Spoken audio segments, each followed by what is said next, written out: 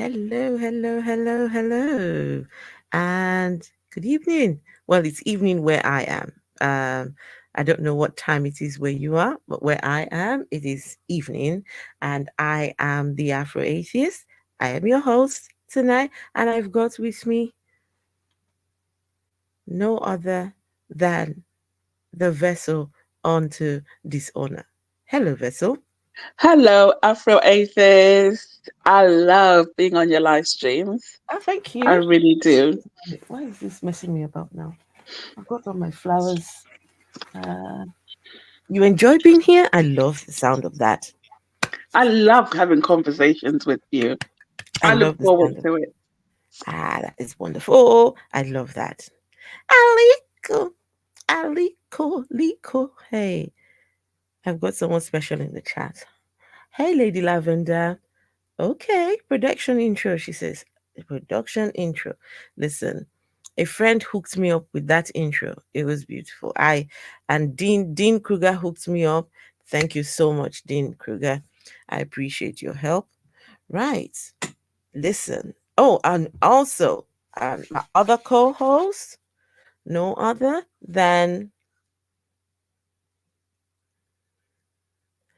Godless Reggie himself. Looks like he is frozen. Hello. Hey, how y'all? Hey. Hey, how are you? I'm good, just heading home, almost there now. Okay, okay.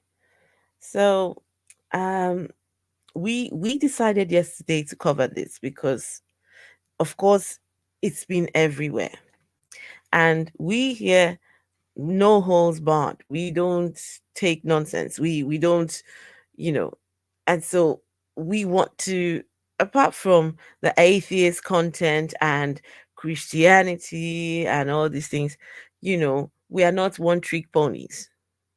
We are not one trick ponies, right? We can cover other subjects. And maybe someone messaged me, someone very special messaged me just before I was about to start. And the person said, you need to cover more American content. So I hear you. I hear you. Thank you. So, guys, how's everyone doing? Lady Lavender, Aliko, how are you doing? Ambrosia, how are you? Um, let's see. Kamala was amazing. Hey, thank you. Greetings, beautiful lady. Thank you. Thank you. Afro, when is the chat with Auntie Aduni? I'm waiting for a response this weekend, but I'm waiting for a response for time and date. So I'm waiting. Yes. Don't worry. The moment the thing is sorted, you'll be number one to know about it. I'm wearing my we won't go back shirt. What's the we won't go back? What does that mean? We won't go back. What's that? I want me one of those shirts. What does that mean? We won't go back. Where are we not going back to? Ambrosia, where are we not going back to? Reggie, do you know anything about we won't go back? Hey, Reggie, be careful. Don't be looking on your don't be looking on your phone. Yeah, yes, I think what she's talking about is going back to Trump because he was president before. So Go to the past. Okay. Reggie, don't look at your phone. Just focus on yeah, yeah. We don't want Hey Vessel. Hello, Afro. Hi, Reggie. Hey, Ambrosia, and everybody else who's tuned in.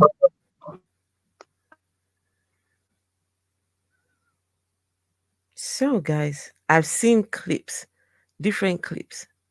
Oh my goodness. Oh my goodness. I've not It's seen any clips, so we're going into this with me having fresh eyes. so you're going into this blind. Yes. Ready, yes, just ready. Let's not waste too much time. Let's get into it. Ooh, mm-mm.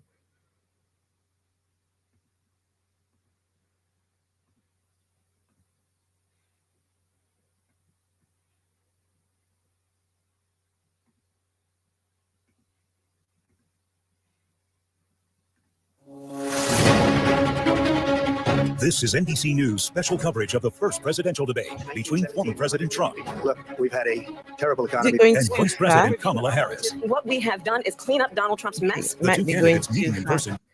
Yeah, I sped it up. It might be too fast. So let me put it at 1.25. That would be For the much first time ever. So for everyone watching who remembers what January 6th was, I say we don't have to go back. I created one of the greatest economies in the history of our country. A historic face-off. What she says is an absolute lie. You're going to hear from the same old tired playbook. The former president battling to win back the White House. I had no inflation. They had the highest inflation perhaps in the history of our country. The vice president running to be the nation's first female president. It's insulting to the women of America. Each arguing the other is unfit to lead the country. Donald Trump actually has no plan for you because he is more interested in defending himself than he is in looking out for you. Everything that she believed 3 years ago and 4 years ago is out the window. It is the biggest event yet of the 2024 election. I probably took a bullet to the head because of the things that they say about me. Donald Trump was fired by 81 million people. And it could determine who wins the White House in November. People want to take their country back. I think the choice is clear in this election. Reporting tonight from the spin room at the presidential debate in Philadelphia, Tom Yamas. And from NBC News Studios in New York, Hallie Jackson. Hey, good evening. I'm Tom Yamas. Hallie will be joining us in just a moment as you're watching NBC News Now's live coverage of what could be the most consequential night of the 2024 presidential election. You see right there the historic handshake between Vice President Kamala Harris, here it is, and former President Trump. This is actually the first time the two of them ever met, not just on a debate stage, but in person, period. And tempers ran hot tonight with personal attacks just minutes into the hour-and-a-half long debate. Both sides trying to play to their strengths, like Vice President Harris hammering Mr. Trump on reproductive rights, his defense of Supreme Court justices who overturned Roe v. Wade, and what she called lies about abortion. Nowhere in America is a woman carrying a pregnancy to term and asking for an abortion. That is not happening. It's insulting to the women of America. The former president preferring to talk more about immigration. Okay, a very quick question, guys. Very quick. Is this his true color, or is this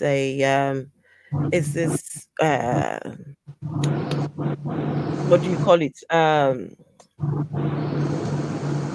sun, what do you call that? Tan. Is this his true color or what? I think he wears fake tan. Right. That's the spray on shit. Because this doesn't look good. No, he looks orange. Peachy, orangey.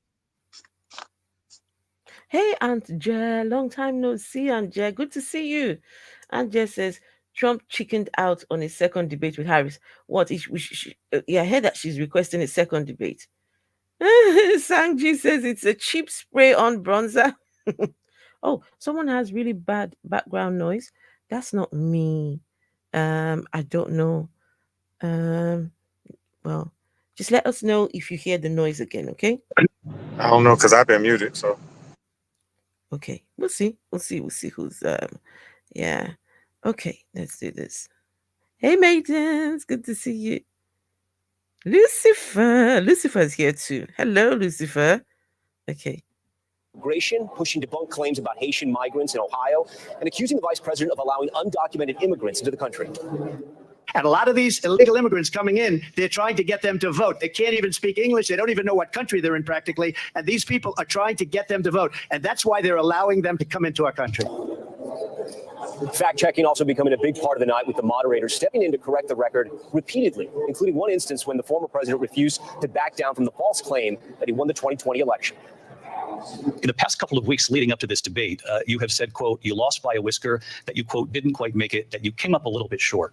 I said that? Are you now acknowledging that you lost in 2020? No, I don't acknowledge that at all. But I you said did that say sarcastically. But You know those- that. It was said, oh, we lost by a whisker. That was said sarcastically.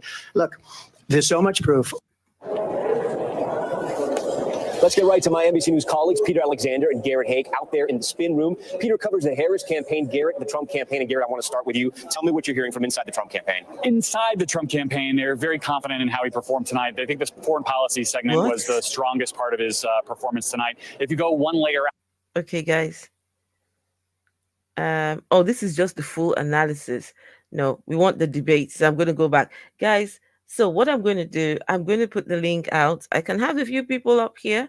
So if you want to join in, you don't have to turn your camera on. You can come up and yeah, as long as keep it respectful. So I've been bombed on here before, and I'm not trying to be for what do you call that? Someone actually came.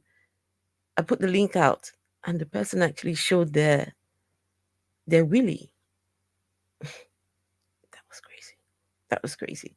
So I will put the link if anyone wants to join. Yes, please feel free to join us. And let's see. Let's chop this up. That's the link. You can click on it, and it will bring you right into the studio. Right. So I do not want the you turn your camera on for Vessel. Come on up. Come on. Come on. Listen. Vessel of dishonor. Did you hear that?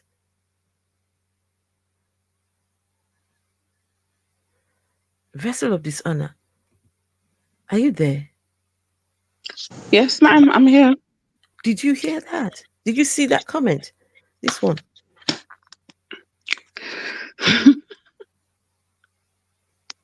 What? Oh. We'll play, Lucifer, we'll play later. It's about to happen, I think.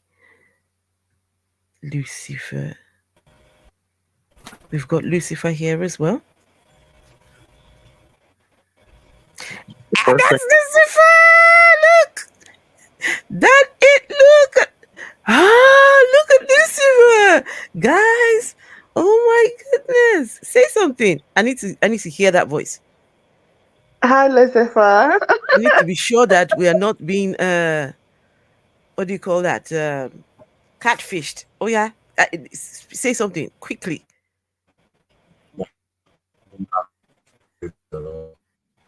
Eh? Hey, Hunter Biden's laptops. Hello, good to see you. Lucifer. No. If I don't hear that voice, then that's not Lucifer. No. We are being catfished. This is some catfishing going on right now, and I'm not. No, we're not. We're not being catfished tonight. The network's lagging. His network. See. Now that we said, let's hear your voice. Now network is going. Okay. I am speaking. You cannot hear me. Oh, okay. Hello. Hi. Your network is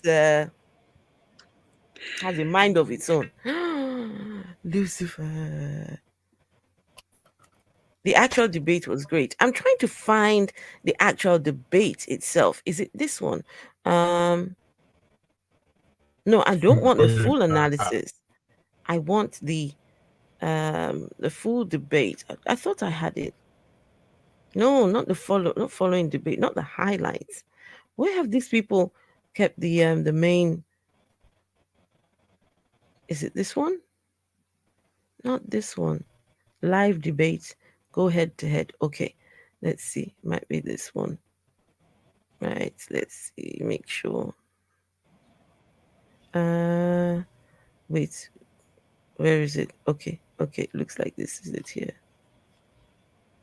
This is it. Presidential debate. We want to welcome viewers watching on ABC and around the world tonight. Vice President Kamala Harris and President Donald Trump are just moments away from taking the stage in this unprecedented race for president. And I'm Lindsay Davis. Tonight's meeting could be the most consequential event of their campaigns, with Election Day now less than 2 months away. For Vice President Kamala Harris, this is her first debate since President Biden withdrew from the race on July 21st. Of course, that decision followed his debate against President Donald Trump in June. Since then, this race has taken on an entirely new dynamic. And that brings us to the rules of tonight's debate. 90 minutes with 2 commercial breaks. No topics or questions have been shared with the campaigns. The candidates will have 2 minutes to answer questions, and this is the clock. That's what they'll be seeing. 2 minutes for rebuttals and 1 minute for follow-ups, clarifications, or responses. Their microphones will only be turned on when it's their turn to speak. No pre-written notes allowed. There is no audience here tonight in this hall at the National Constitution Center. This is an intimate setting for 2 candidates who have never met. President Trump won the coin toss. He chose to deliver the final closing statement of the evening. Vice President Harris selected the podium to the right. So let's now welcome the candidates to the stage. Vice President Kamala Harris and President Donald Trump. Okay. Former president and current vice Kamala president. Harris. Let's have a good debate. See, have fun. Thank you. Welcome to you both. It's wonderful to have you. It's an honor to have you both here tonight. Good evening. We are looking forward to a spirited and thoughtful debate. So let's get started. I want to begin tonight with the issue that voters repeatedly say is their number one issue, and that is the economy and the cost of living in this country. Vice President Harris, you and President Trump were elected 4 years ago, and your opponent on the stage here tonight often asks his supporters, are you better off than you were 4 years ago? When it comes to the economy. Okay, so myself and Vessel of Dishonor have no stake in this fight at all. We are from the outside looking in. This is for us just an interesting debate. So for us, we may not understand some of their policies and some of their talking points. And this is where we've got Lucifer and Godless Reggie, right? Because you guys, this debate impacts on you guys directly. It doesn't impact, well, it might have an impact on us some way, somehow, but we can't not vote, right? We can only watch the two of them going after each other. We're not we don't live in your country. And so this is going to be a lot about you guys' opinion. Well, we have opinions too. For me, it's just the takedown of Trump. Oh, when Trump was talking, they're eating the animals. Oh, I said, oh, don't do that. Don't do that. Please don't do that. So this is about you guys, okay? And we want the best for America. I tell you, I was heartbroken when the last debate with Biden and Trump. I lost all hope. I said, this is bad. This is not good. But is this is yeah. Any thoughts so far? Absolutely. I always got something to say. Number one, I think that the United States, for sure, needs to put a cap on what age you can be to be president, Congress, senator, all that, because you have to understand. People say stuff like, "Oh, Biden's too old." Trump is literally basically the same age as him. It would be like one being a senior and one being a freshman. So I don't see how he ever was saying that he was too old when literally you're his age. Also, I'm not sure if you're aware of the fact that Trump tried to avoid debating with her. And as you watch this, you're going to see why. As far as the economy is concerned, it's kind of hard to judge that because you have to understand 4 years ago, we were in the middle of the pandemic. Since that time, um, things have did go up because a lot of people were essential workers getting paid more. The way that America is set up, the more money you have, the more money they're going to take. Either the cost of living is going to go up or taxes, one or the other, or both. You're saying that there is no cutoff age. I mean, the same applies like for Nigeria. The current the president in Nigeria right now. Let's see, President Tinubu. Let's see, President Tinubu age. Let's see, his age 72 years. I doubt that. I honestly doubt that. I think he's older than 72. I'm the guy. Older than 72. For sure he is. Listen, he's older than 72 because never mind. I'm not going to go there. So there's no cutoff age. Someone can be 100 and still be vying for presidency. Yes. No, that's not good now. That's not good. That is not good. Lucifer? Can you hear me? Yes, can hear you. Yeah, that's Lucifer. Trump is an asshole. And he shouldn't be allowed to do anything but just walk up and down the street. That's just my opinion. Very privileged. How did he make it to being president to begin with? How did that happen? He ran his platform last time on racism. He used racism to win. That's how he won. And now he's, in my opinion, he's using money as a catalyst to try to win this time. That's what I think. Now his own Republican Party, some of those people are not even backing him. because they're starting to see that he's basically full of shit. Okay. All right. So, Aunt Jay has asked a question. Do you think one reason she introduced herself was to correct him on how to pronounce her name? Are you telling me he doesn't know how to pronounce her name? Probably not, or he's probably trying to be funny because he's good at Messing with her. I think it was you guys that said some people went visiting at the White House and he went and got them McDonald's. Yes, Huh? whenever sports teams win like the national championship or whatever it is, depending if they're college or pros, they get invited to the White House, right? Mm-hmm. This motherfucker gave him McDonald's. You go Wait, to the White House to go and eat McDonald's. he gave him McDonald's?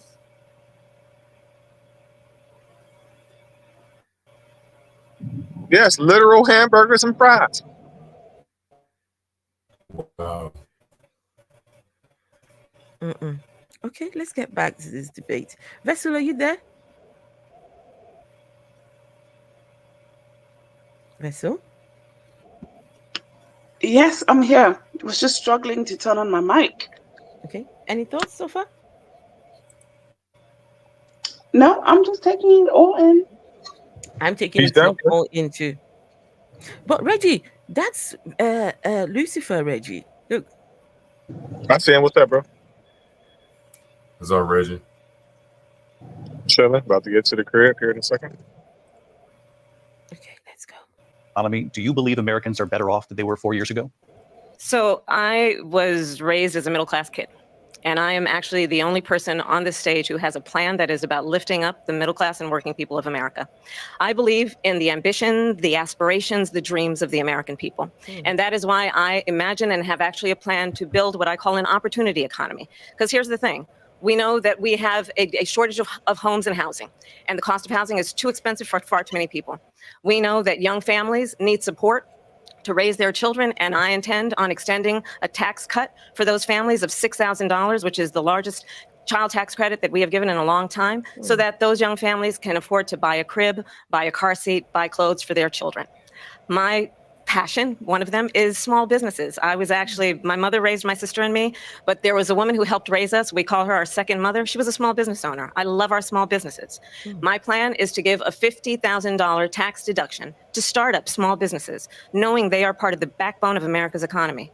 My opponent, on the other hand, his plan is to do what he has done before, which is to provide a tax cut for billionaires and big corporations, which will result in $5 trillion to America's deficit. My opponent has a plan that I call the Trump's sales tax, which would be a 20% tax on everyday goods that you rely on to get through the month.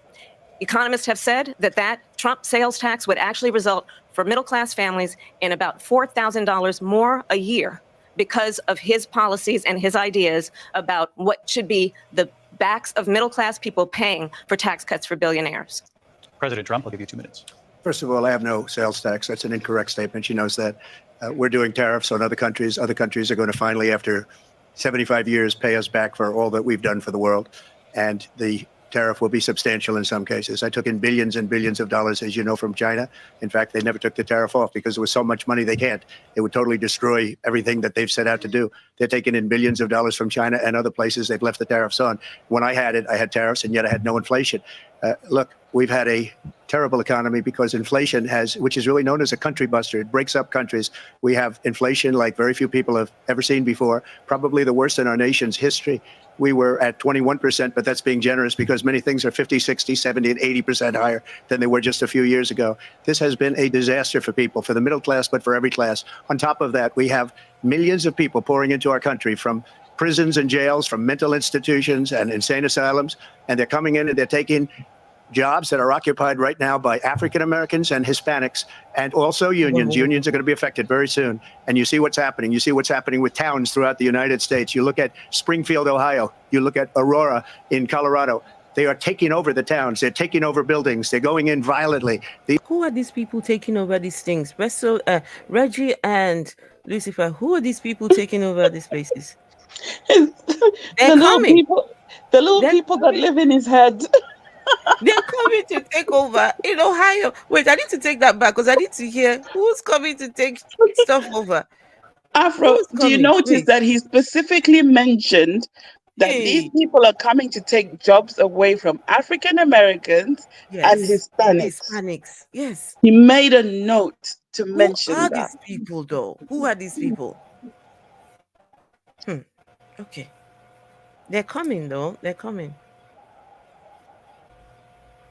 Oh, let me take this off here. Do you know who he's talking about? Who are these people coming over to get these things from the blacks and Hispanics? Yeah, Lucifer, do you know? No, I don't know. Okay. All right, cool. Right. Okay. First of all, I have no sales tax. That's an incorrect statement. She knows that. We're doing tariffs on other countries. Other countries are going to finally, after 75 years, pay us back for all that we've done for the world. And the tariff will be substantial in some cases. I took in billions and billions of dollars, as you know, from China. In fact, they never took the tariff off because there was so much money they can't. It would totally destroy everything that they've set out to do. They're taking in billions of dollars from China and other places. They've left the tariffs on. When I had it, I had tariffs, and yet I had no inflation. Look, we've had a terrible economy because inflation has, which is really known as a country buster. It breaks up countries. We have inflation like very few people have ever seen before, probably the worst in our nation's history. We were at 21%, but that's being generous because many things are 50, 60, 70, and 80% higher than they were just a few years ago. This has been a disaster for people, for the middle class, but for every class. On top of that, we have millions of people pouring into our country from prisons and jails, from mental institutions and insane asylums, and they're coming in and they're taking jobs that are occupied right now by African Americans and Hispanics, and also unions. Unions are going to be affected very soon. And you see what's happening. You see what's happening with towns throughout the United States. You look at Springfield, Ohio. You look at Aurora in Colorado. They are taking over the towns. They're taking over buildings. They're going in violently. These are the people that she and Biden led into our country, and they're destroying our country. They're dangerous. They're at the highest level of criminality. And we have to get them out. We have to get them out fast. I created one of the greatest economies in the history of our country. I'll do it again and even better. We are going to get to immigration and border security during this debate, but I would like to let Vice President Harris respond on the economy here. Well, okay, 1 second. Did anyone see that person who just came on? Yeah, I saw it. What was that? Nothing you don't want streaming on your panel. I'll tell you that. Are you serious? What was it? I missed it. Something that could get you taken down off of this platform, Afro. Did you put the link out, Afro? Yeah, I put the link out. Yeah. Oh, maybe take it down. No, but it's. I don't know if I can.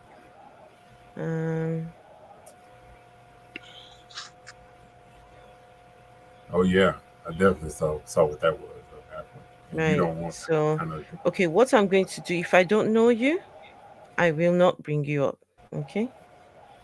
So we don't get that sort of. I just heard the music. Yeah. Okay. Well, I would love to. Let's talk about what Donald Trump left us. Donald Trump left us the worst unemployment since the Great Depression. Donald Trump left us the worst public health epidemic in a century. Donald Trump left us the worst attack on our democracy since the Civil War. And what we have done is clean up Donald Trump's mess.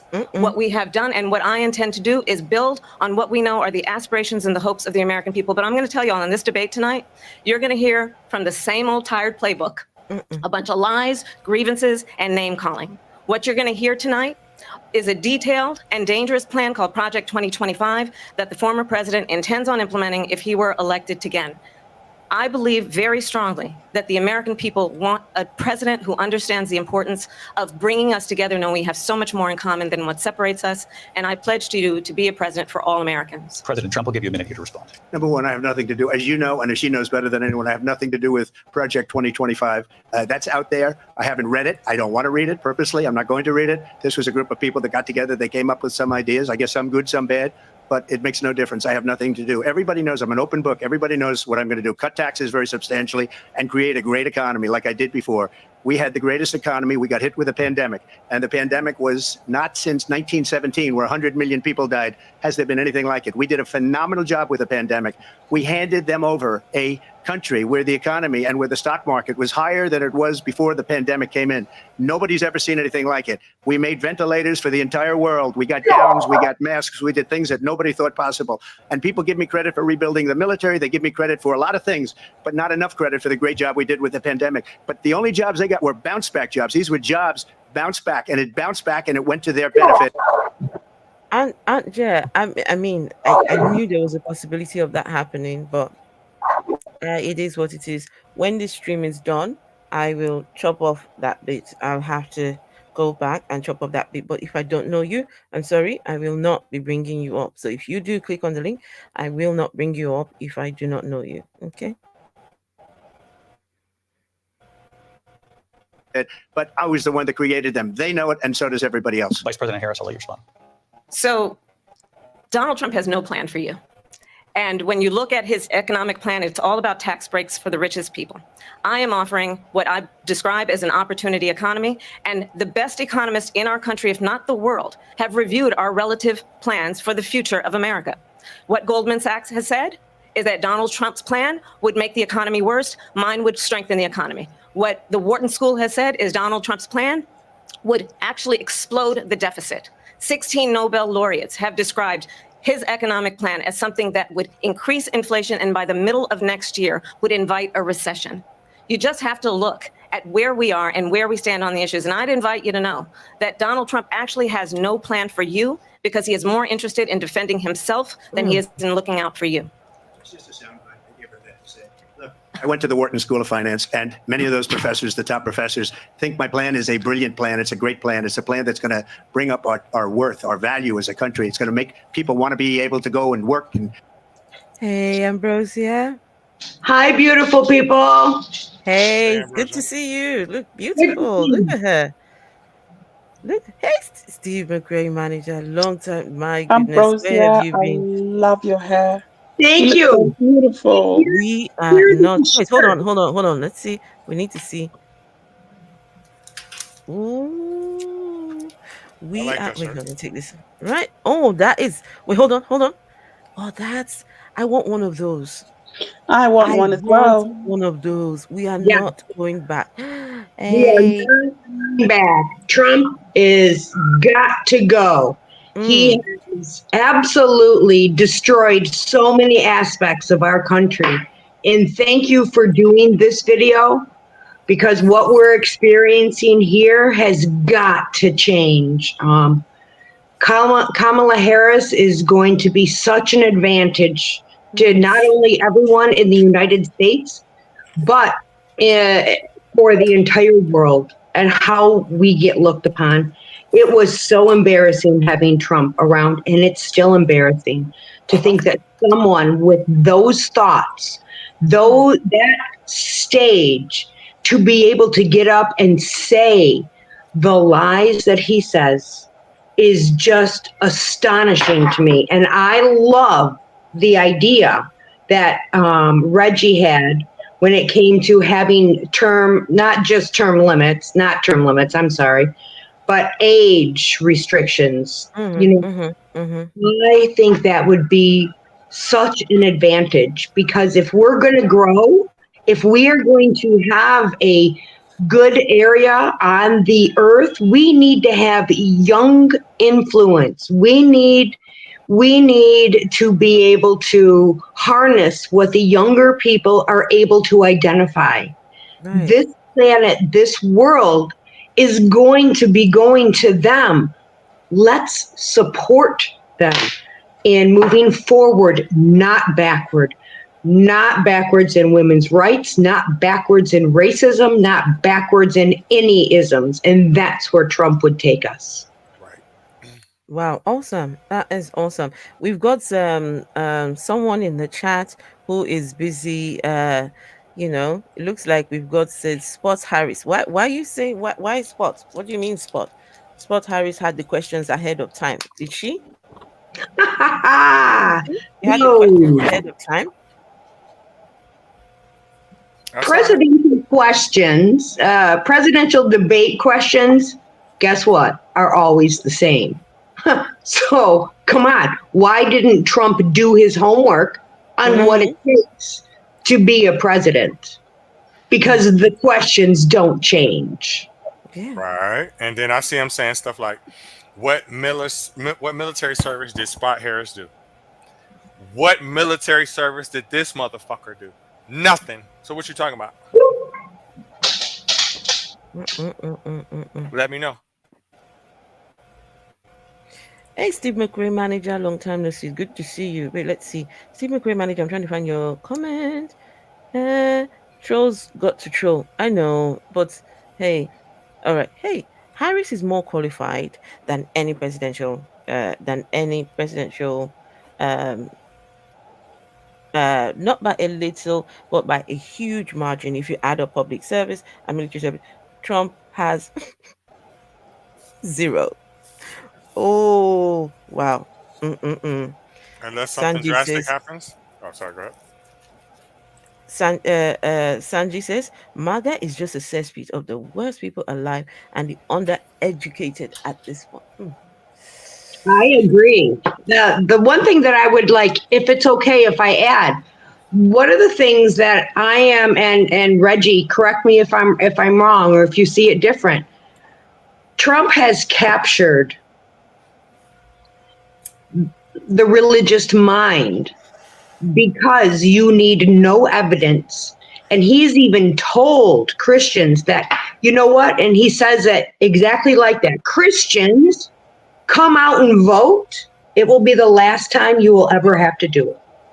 What does that mean? He is stealing the weak-minded people, the religious people, the people who don't rely on any type of factual anything. That's what he is stealing. So, and I think that is why he gets supporters through different areas, like some white, some black, some Hispanic. He's got a little bit of everything. And I think the common denominator in that is faith-based religion. And ignorance. Yes, he's stolen it. He's captured that. So, Go on, Reggie. Go on. So my thing about him is this, right? So the audience that he attracts, just like Ambrosia said, they're a particular demographic most times, right? So these people are a lot of times in the Bible Belt, country folks, small town people. That's not who he is. He's a fucking New York City slicker. That's who he is. He's a Democrat. I've heard him say out of his fucking mouth that if I ever ran for president, I would run on the Republican Party because they're so fucking stupid. Right? I'm misquoting exactly what he said, but that's what it meant, right? Oh, wow. He said That's that. clearly what But he hang said on. before he ran the question. Wait. I don't understand. This guy has had all these cases. Are we sweeping that under the rug? I mean, he was found liable for the grape. Well, For all of them, 44 felons, the sexual assault, it is actually all brought up in this debate. So she was able to bring it all up, and I'm so thankful. And the supporters they just talk it off. Like, oh, that's not real. It doesn't matter.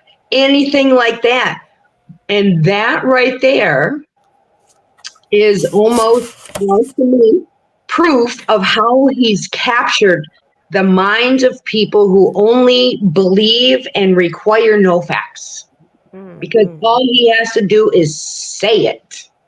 And for some reason, they believe it. So Jeff in the comments and to before you say anything, all my streams are set to 18 plus. All my streams. So we're allowed to curse on here. We're allowed to, we are adults. And so we can say whatever we want, so long as it is within the guidelines and the policies of YouTube, right? You can't tone police us.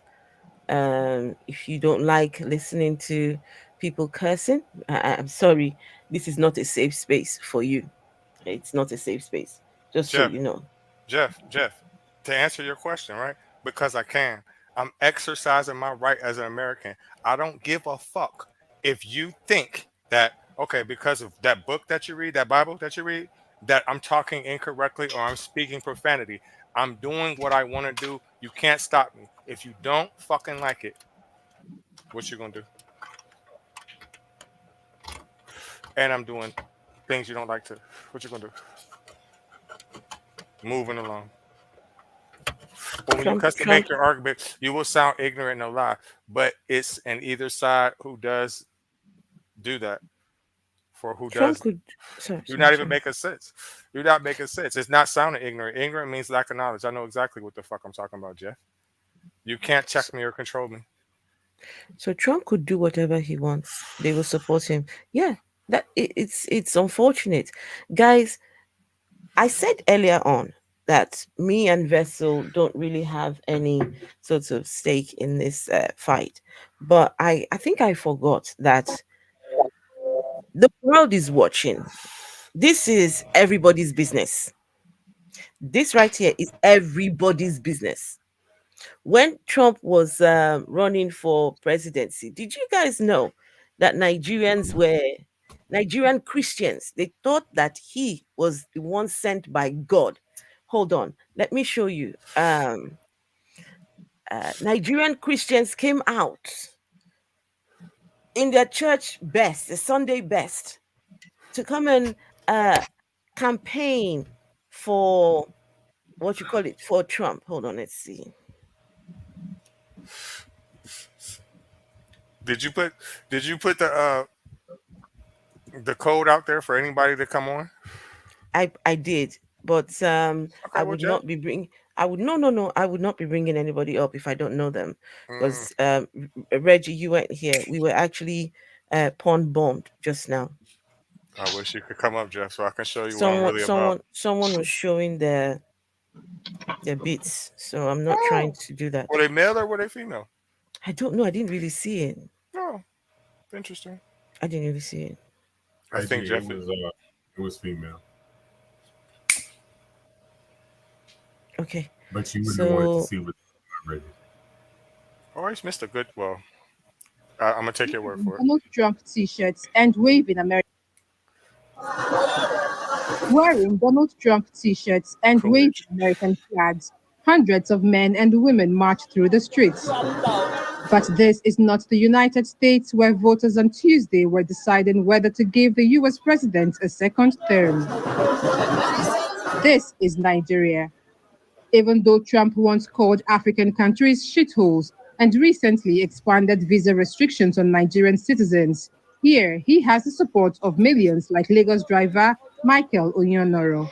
If we have a person like Trump, 10 of him, those people that have the good leadership qualities like Trump in Nigeria, Nigeria will be a better place to stay.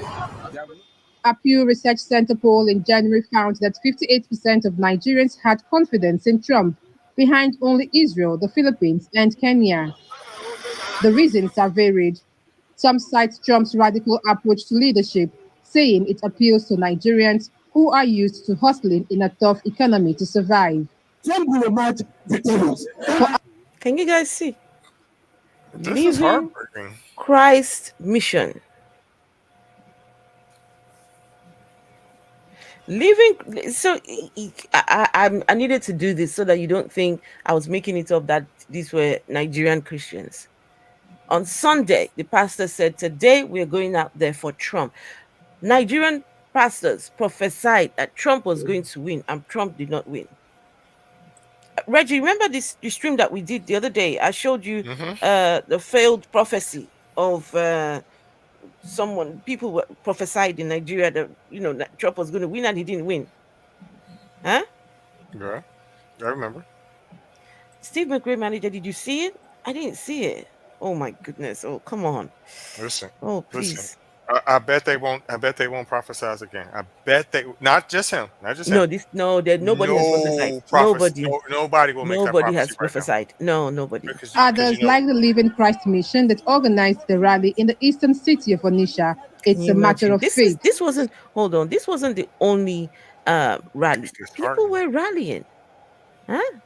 Wait, I want to see this here.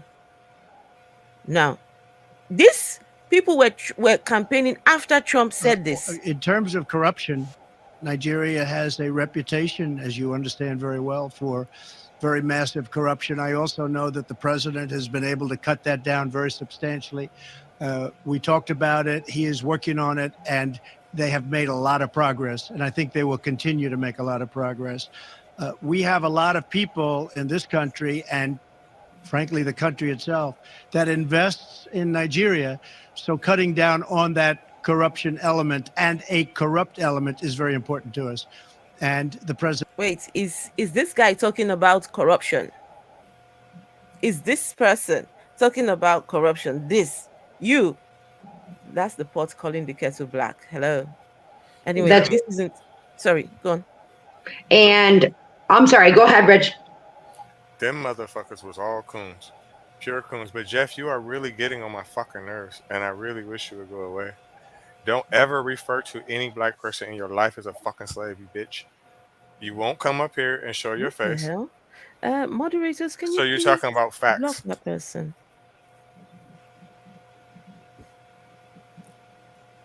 And like when it's really interesting when white people throw the word slave out like that's supposed to make people of color feel bad or something. Like that's like this. Like that's a diss or something.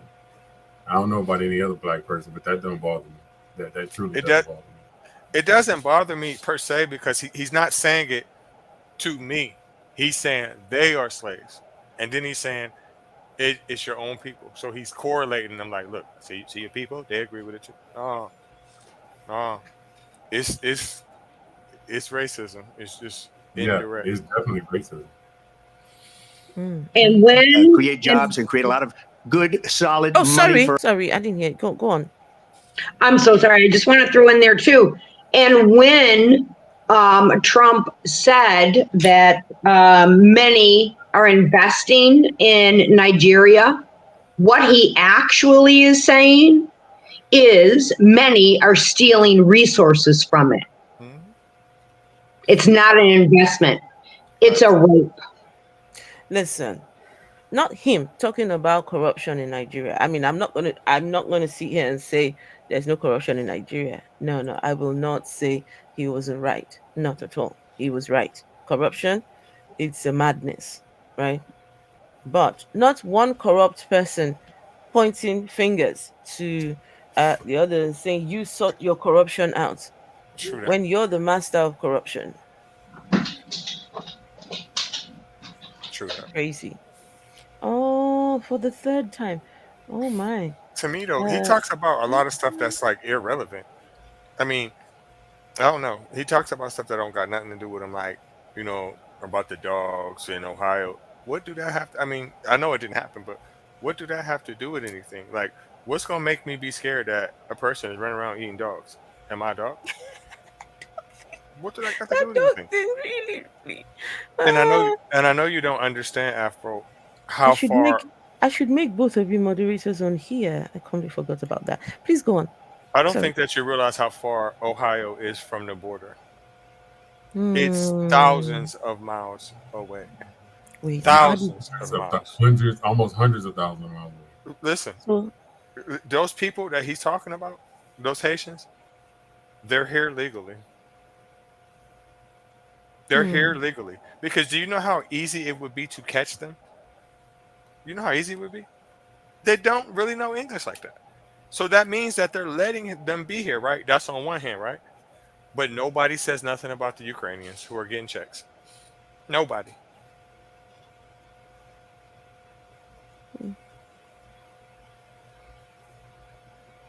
Okay. All right, let's continue. For our country. And just to finish off, she doesn't have a plan. She copied Biden's plan, and it's like 4 sentences, like run, spot, run. 4 sentences that are just, oh, we'll try and lower taxes. She doesn't have a plan. Take a look at her plan. She doesn't have a plan. Mr. President, I do want to drill down on something you both brought up. The Vice President brought up your tariffs. You responded, and let's drill down on this, because your plan is what she calls is essentially a national sales tax. Your proposal calls for tariffs, as you pointed out here, on foreign imports across the board. You recently said that you might double your plan, imposing tariffs up to 20% on goods coming into this country. As you know, many economists say that with tariffs at that level, costs are then passed on to the consumer. Vice President Harris has argued it'll mean higher prices on gas, food, clothing, medication, arguing it costs the typical family nearly $4,000 a year. Do you believe Americans can afford higher prices because of tariffs? They're not going to have higher prices. What's going to have, and who's going to have higher prices, is China and all of the countries that have been ripping us off for years. I was the only president ever. China was paying us hundreds of billions of dollars, and so were other countries. And, you know, if she doesn't like them, they should have gone out and they should have immediately cut the tariffs. But those tariffs are there 3.5 years now under their administration. We are going to take in billions of dollars, hundreds of billions of dollars. I had no inflation, virtually no inflation. They had the highest inflation perhaps in the history of our country, because I've never seen a worse period of time. People can't go out and buy cereal or bacon or eggs or anything else. The people of our country are absolutely dying with what they've done. They've destroyed the economy. And all you have to do is look at a poll. The polls say 80 and 85 and even 90% that the Trump economy was great, that their economy was terrible. Vice President Harris, I do want to ask for your response. And you heard what the president said there, because the Biden administration did keep a number of the Trump tariffs in place. So how do you respond? Well, let's be clear that the Trump administration resulted in a trade deficit, one of the highest we've ever seen in the history of America. He invited trade wars. You want to talk about his deal with China? What he ended up doing is, under Donald Trump's presidency, he ended up selling American chips to China to help them improve and modernize their military, basically sold us out, when a policy about China should be in making sure the United States of America wins the competition for the 21st century, which means focusing on the details of what that requires, focusing on relationships with our allies, focusing on investing in American-based technology so that we win the race on AI, on quantum computing, focusing on what we need to do to support America's workforce so that we don't end up having on the short end of the stick in terms of workers' rights. But what Donald Trump did, let's talk about this, with COVID, is he actually thanked President Xi for what he did during COVID. Look at his tweet. What? Thank you, President Xi, exclamation point, when we know that Xi was responsible for lacking and not giving us transparency about the origins of COVID.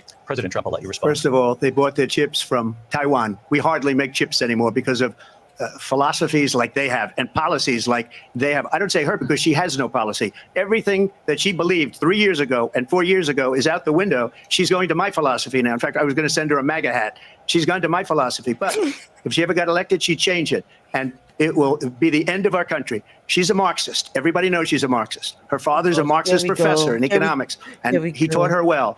But when you look at what she's done to our country, and when you look at these millions and millions of people that are pouring into our country monthly, where it's, I believe, 21 million people, not the 15 that people say, and I think it's a lot higher than the 21. That's bigger than New York State pouring in. And just look at what they're doing to our country. 21 million people are pouring into the U.S.? That's not more than New York State. No, wait, excuse me. 21 million people are pouring into the U.S. There may be more people here. I'm not sure. From? I've never seen them. But I don't know the stats either. I've never personally seen them, except years ago I have seen illegals, not singling them out. I have seen illegal Mexican people. But there will be illegals. You know I mean? There will be illegals. But 21 million. Reggie, 21 million.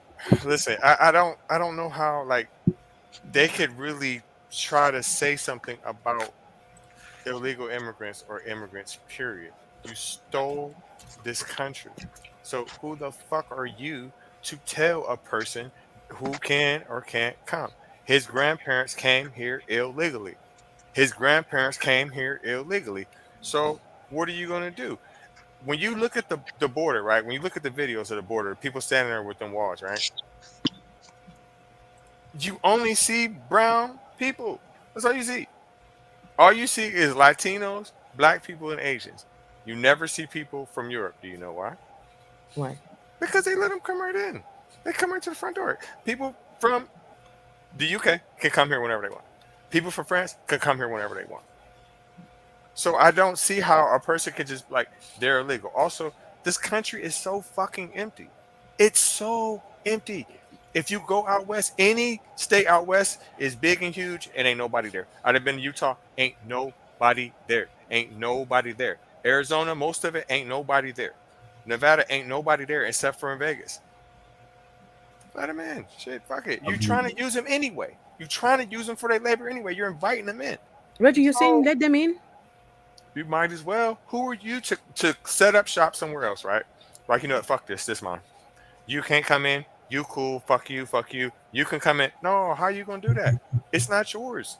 It's not yours. What I Just what say I that. don't what I don't like with immigrants and illegal immigrants, I don't know. It's just something.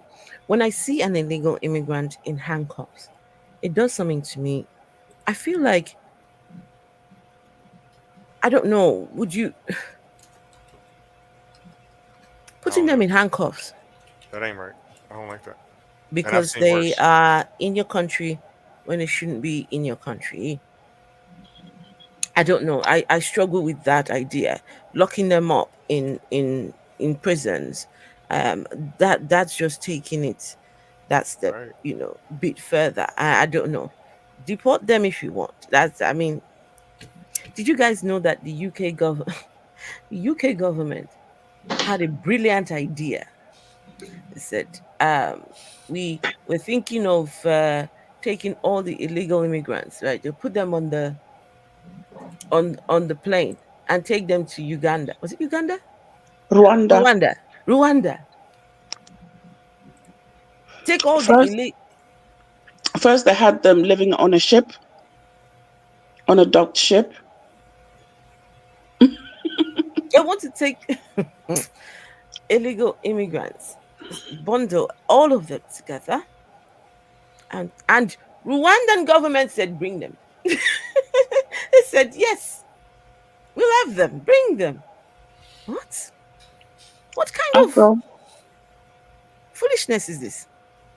We're all Afro. immigrants here though, so it don't make no difference either on that part neither. Yes, ma'am. Why am I trying to tap the screen? Oh no, no, this isn't the place for it. Right. This is not it. This Right. isn't it. This isn't it. No, this is not it. This is not the place for it.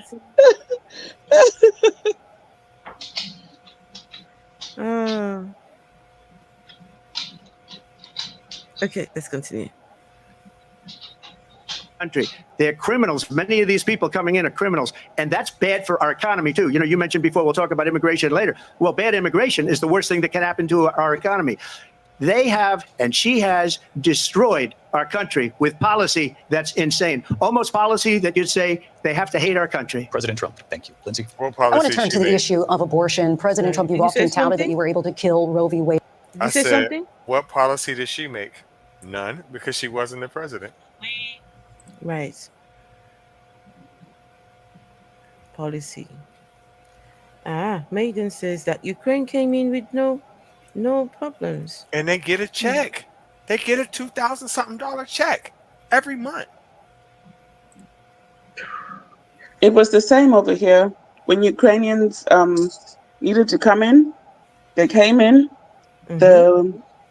They were given housing. Those that didn't have houses had British people giving them a room in their homes, and they could go to school, they could work, they could do whatever they want. Hmm. People of color, however, it's Mm-hmm. a whole lot. It's a whole different story. Of course. It's a There's strong no. people that have been waiting, like genuine asylum seekers, 20 years waiting for a decision on that status. And while they're waiting, they're not allowed to work, they're not allowed to go to school, they're not allowed to do anything. Hmm. And they get a voucher, like a £35 voucher every week to get like food. Yes. Asylum seekers. Yes, It's but pathetic these how are asylum people of seekers are color treated. asylum seekers. Whereas the Hmm. Ukrainians, it was open door. Oh yes, with the Ukrainians, it was they give them housing. I was attached to this charity during my counseling course, and so we would Yeah, this charity was, they had the whole arrangement. They had the contract with the government to help people from Ukraine settle here in the UK. Oh my goodness, it was help them with language, help them with school, help them with children, help them with uniforms. The charity organization will even go with them to go and buy school uniform for their kids. I just thought about something too that I'm sure that Ambrosia and and Lucifer probably know something about. So y'all just made me think about something about seeking asylum. You can do that here, right? But you got to be able to prove that your life is really, really on the line. So what I'm assuming is that them Haitians, that's probably why they here, because they can definitely prove that their life is on the line. Their country, it's all kind of shit going on down that motherfucker.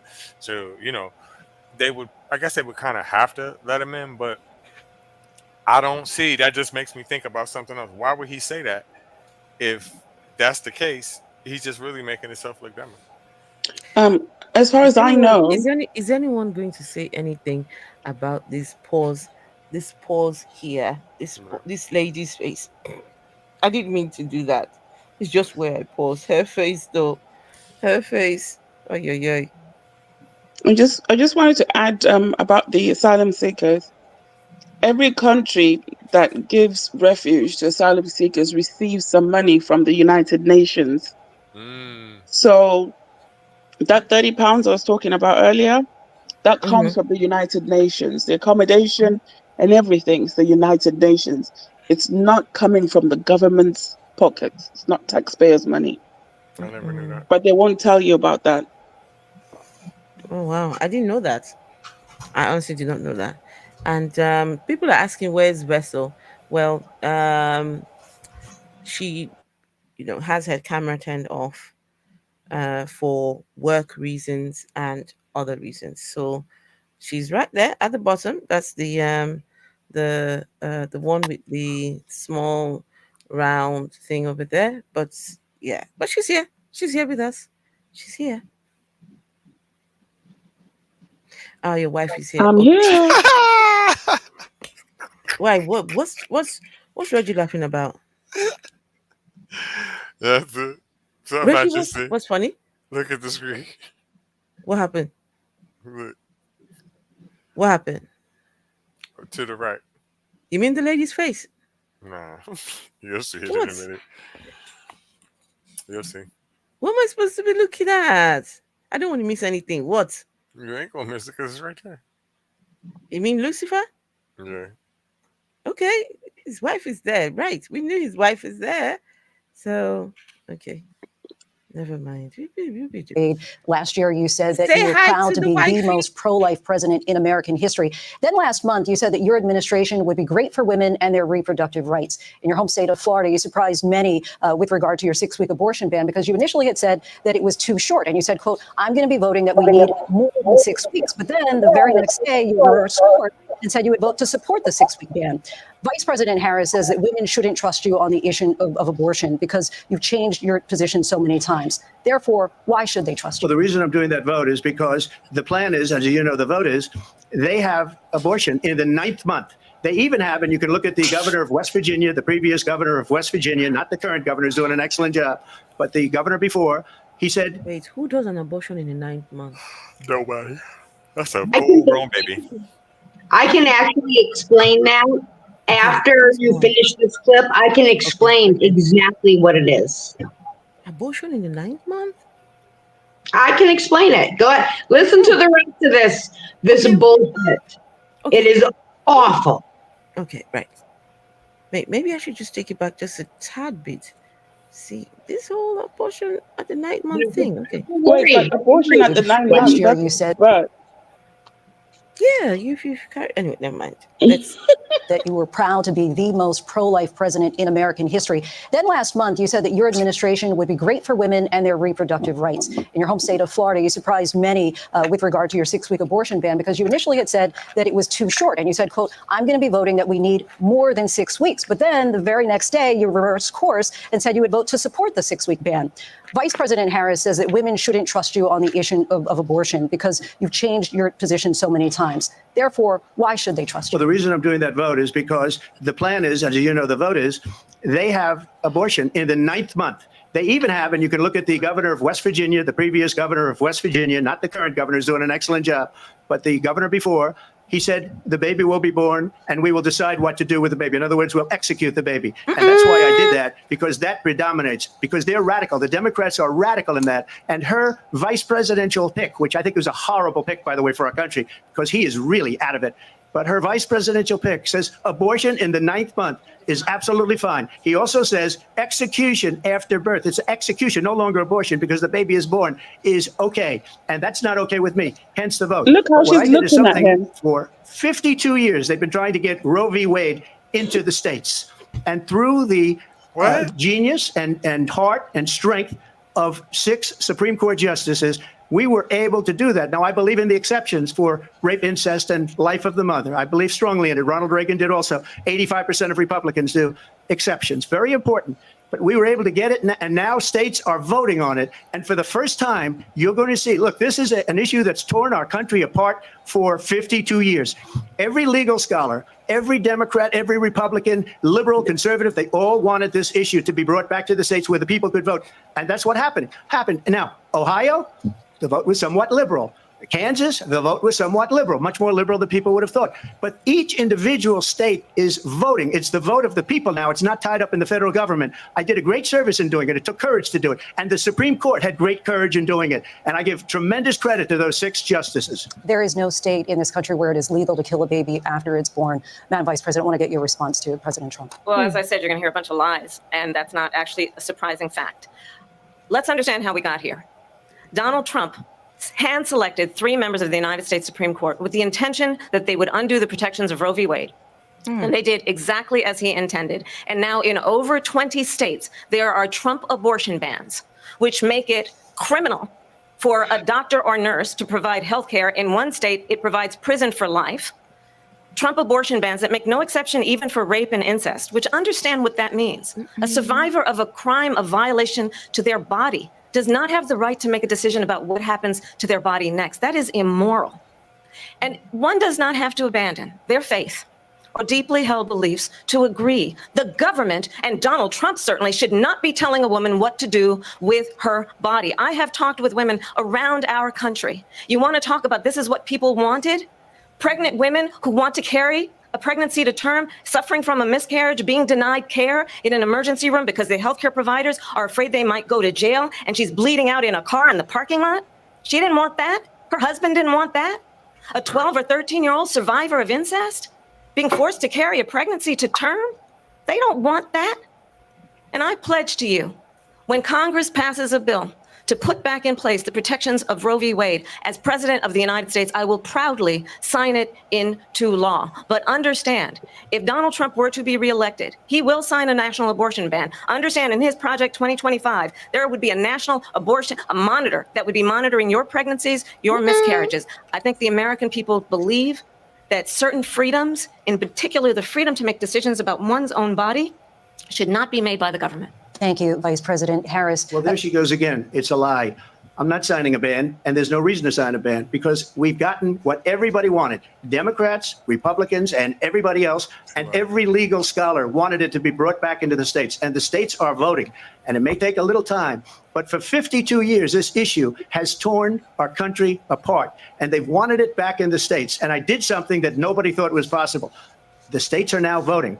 What she says is an absolute lie. And as far as the abortion ban, no, I'm not in favor of abortion ban, but it doesn't matter, because this issue has now been taken over by the states. Would you veto a national abortion ban if it came to your Well, I won't desk? have to, because again, 2 things. Number one, she said she'll go back to Congress. She'll never get the vote. It's impossible for her to get the vote, especially now with the 50-50, essentially 50-50 in both Senate and the House.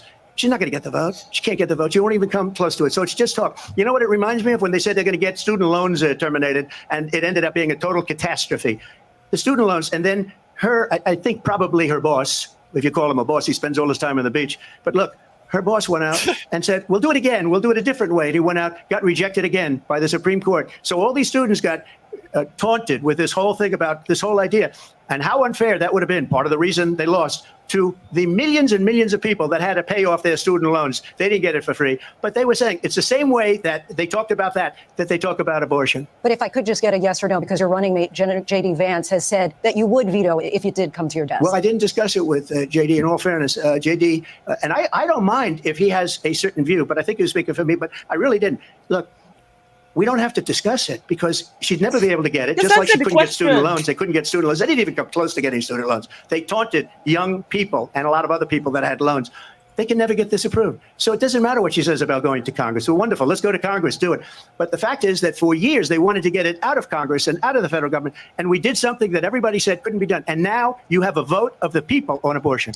Vice President Harris, I want to give you your time to respond. But I do want to ask, would you support any restrictions on a woman's right to an abortion? I absolutely support reinstating the protections of Roe v. Wade. And as you rightly mentioned, nowhere in America is a woman carrying a pregnancy to term and asking for an abortion. That is not happening. It's insulting to the women of America. And understand what has been happening under Donald Trump's abortion bans. Couples who pray and dream of having a family are being denied IVF treatments. What is happening in our country? Working people, working women who are working 1 or 2 jobs, who can barely afford childcare as it is, have to travel to another state to get on a plane sitting next to strangers, to go and get the health care she needs, barely can afford to do it. And what you are putting her through is unconscionable. And the people of America have not, the majority of Americans believe in a woman's right to make decisions about her own body. And that is why in every state where this issue has been on the ballot, in red and blue states both, the people of America have voted for freedom. Vice President Harris, excuse me, I have to respond. Another lie. It's another lie. I have been a leader on IVF, which is fertilization. The IVF, I have been a leader.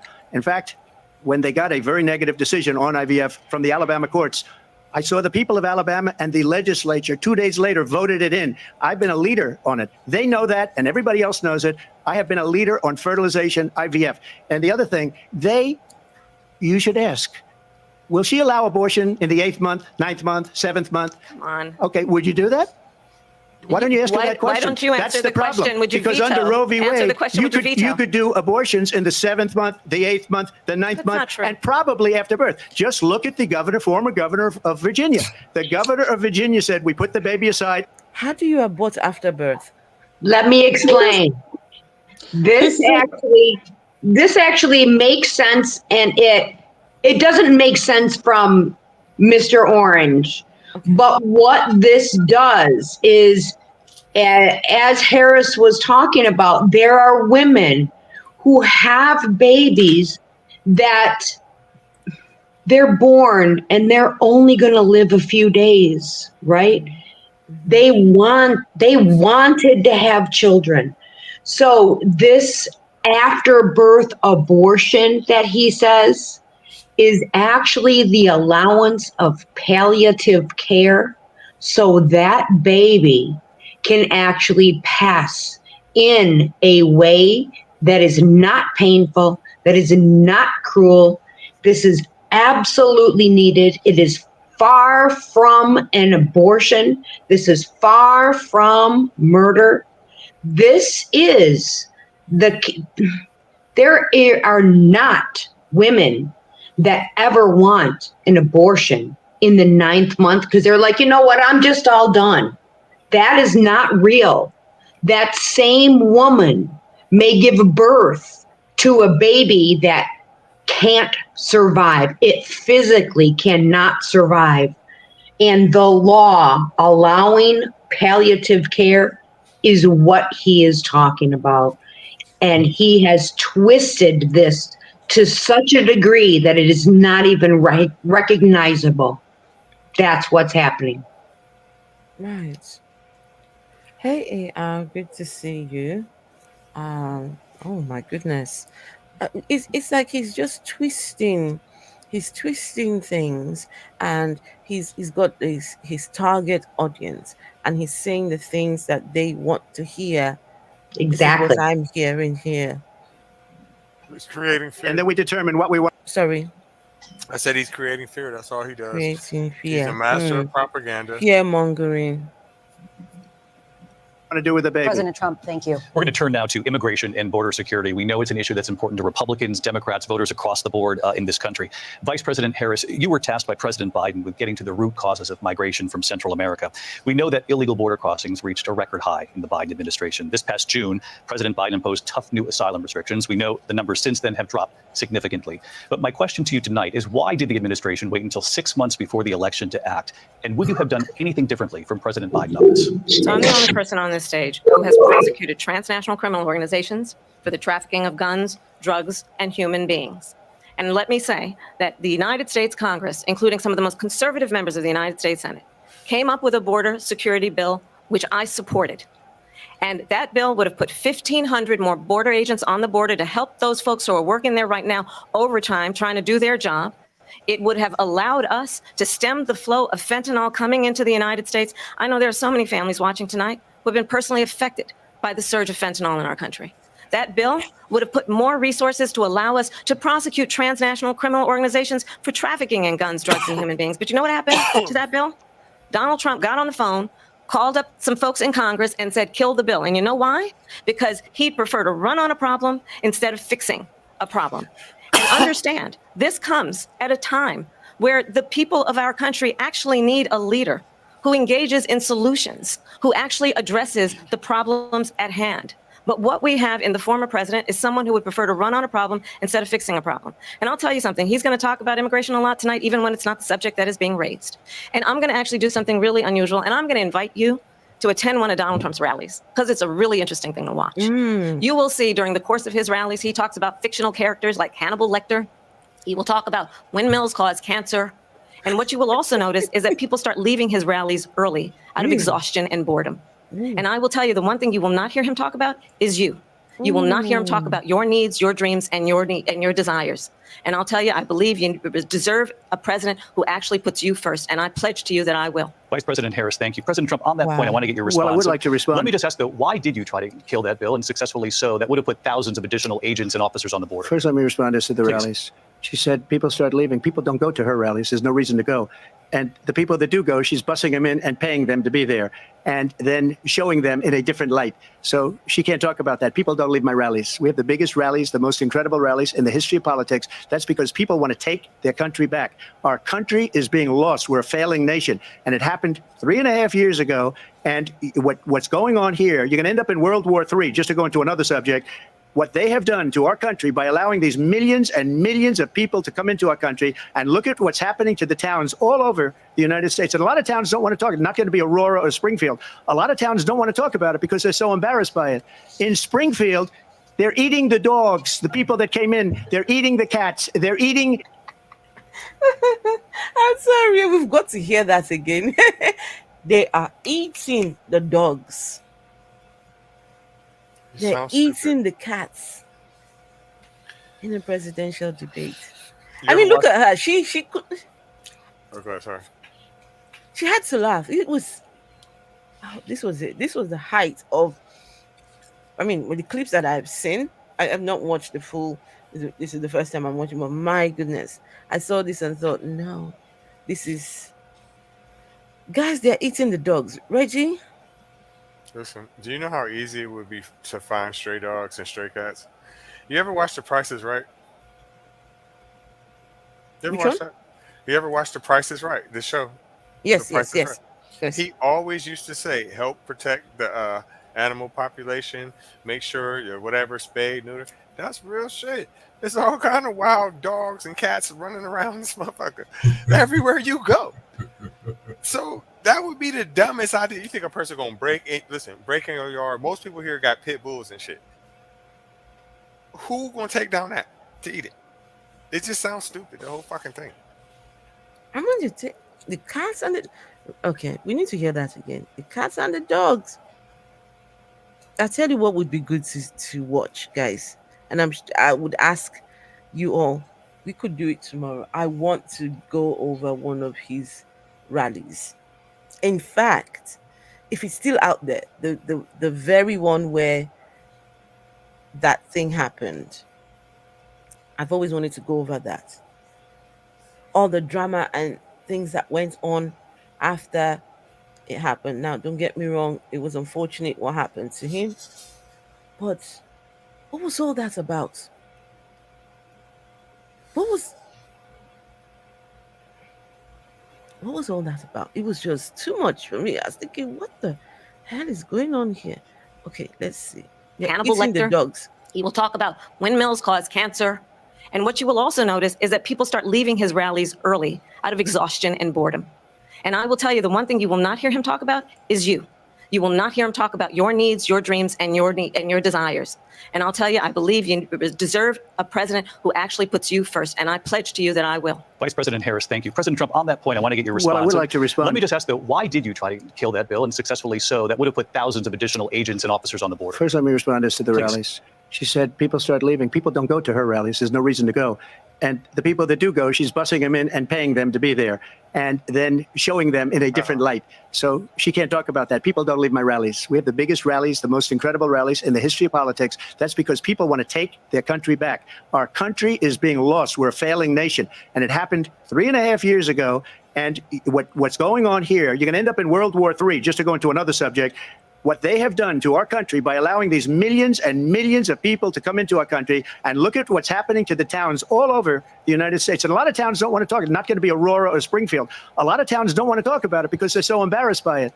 In Springfield, they're eating the dogs, the people that came in. They're eating the cats. They're eating the pets of the people that live there. And this is what's happening in our country. And it's a shame. As far as rallies are concerned, as far as the reason they go is they like what I say. They want to bring our country back. They want to make America great again. It's a very simple phrase, make America great again.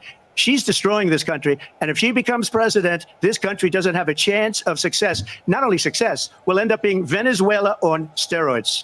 I just want to clarify here. You bring up Springfield, Ohio, and ABC News did reach out to the city manager there. He told us there have been no credible reports of specific claims of pets being harmed, injured, or... So this is them trying to say, look, you've got this wrong. We have done our homework. We have reached out to the people in Ohio. Right? This is what he's saying. Right? Just listen to this guy.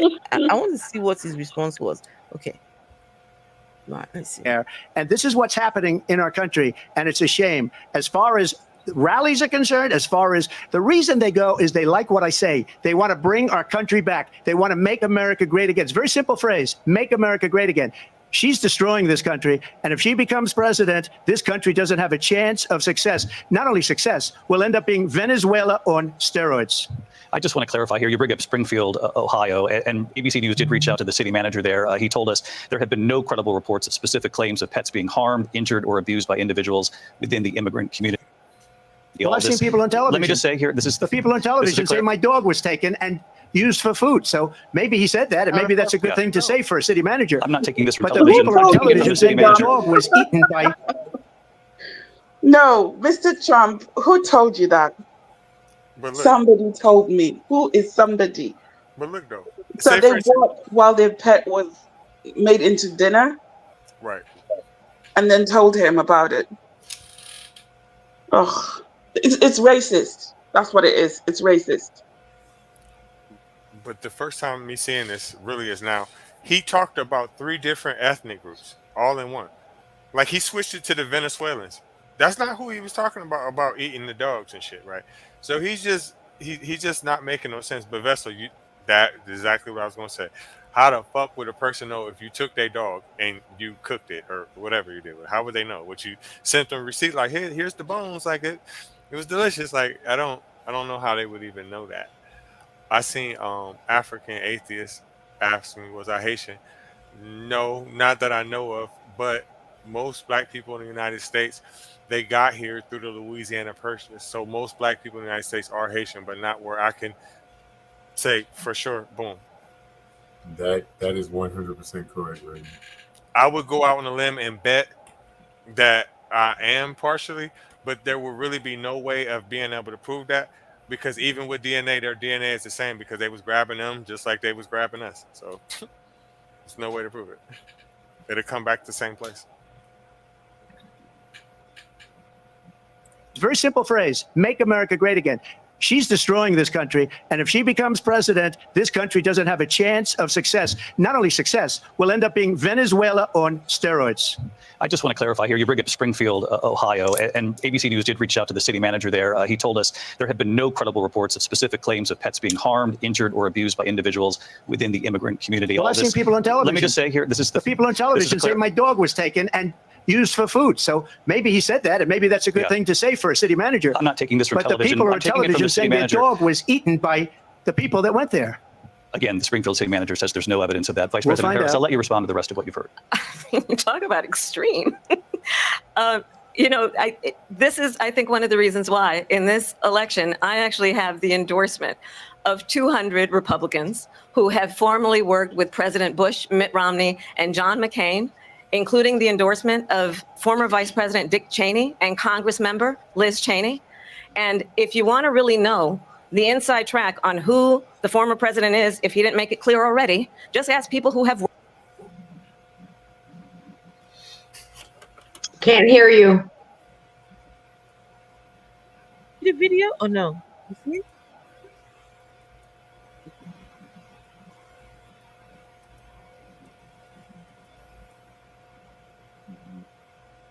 Worked with him.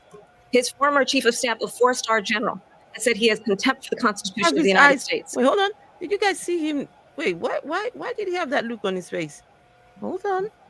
Wait, let's I just want to clarify here. You bring up Springfield, Ohio, and ABC News did reach out to the city manager there. He told us there have been no credible reports of specific claims of pets being harmed, injured, or abused by individuals within the immigrant community. Well, I've seen people on television. Let me just say here, this is the people on television say my dog was taken and used for food. So maybe he said that, and maybe that's a good thing to say for a city manager. I'm not taking this from but television. the people I'm on taking it from television the city saying the manager. dog was eaten by people that went there.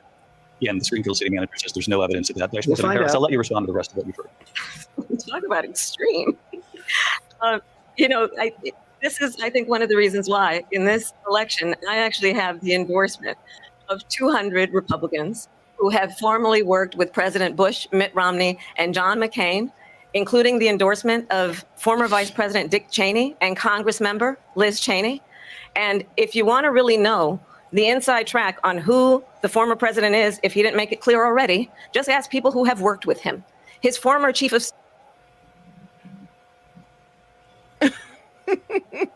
I was trying to catch this face. I need a screenshot of this. Crazy. Both of them. I mean, I need a his face screenshot. looks like that's the face A of somebody. screenshot. Someone help with a screenshot. Oh, this is good. I don't know how to do it on my laptop. I've got it here. Screenshot. There we go.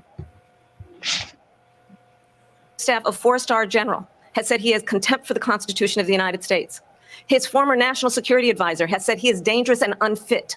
His former Secretary of Defense has said the nation, the republic, would never survive another Trump term. And when we listen to this kind of rhetoric, when the issues that affect the American people are not being addressed, I think the choice is clear in this election. President Trump, I'll give you a quick minute to respond.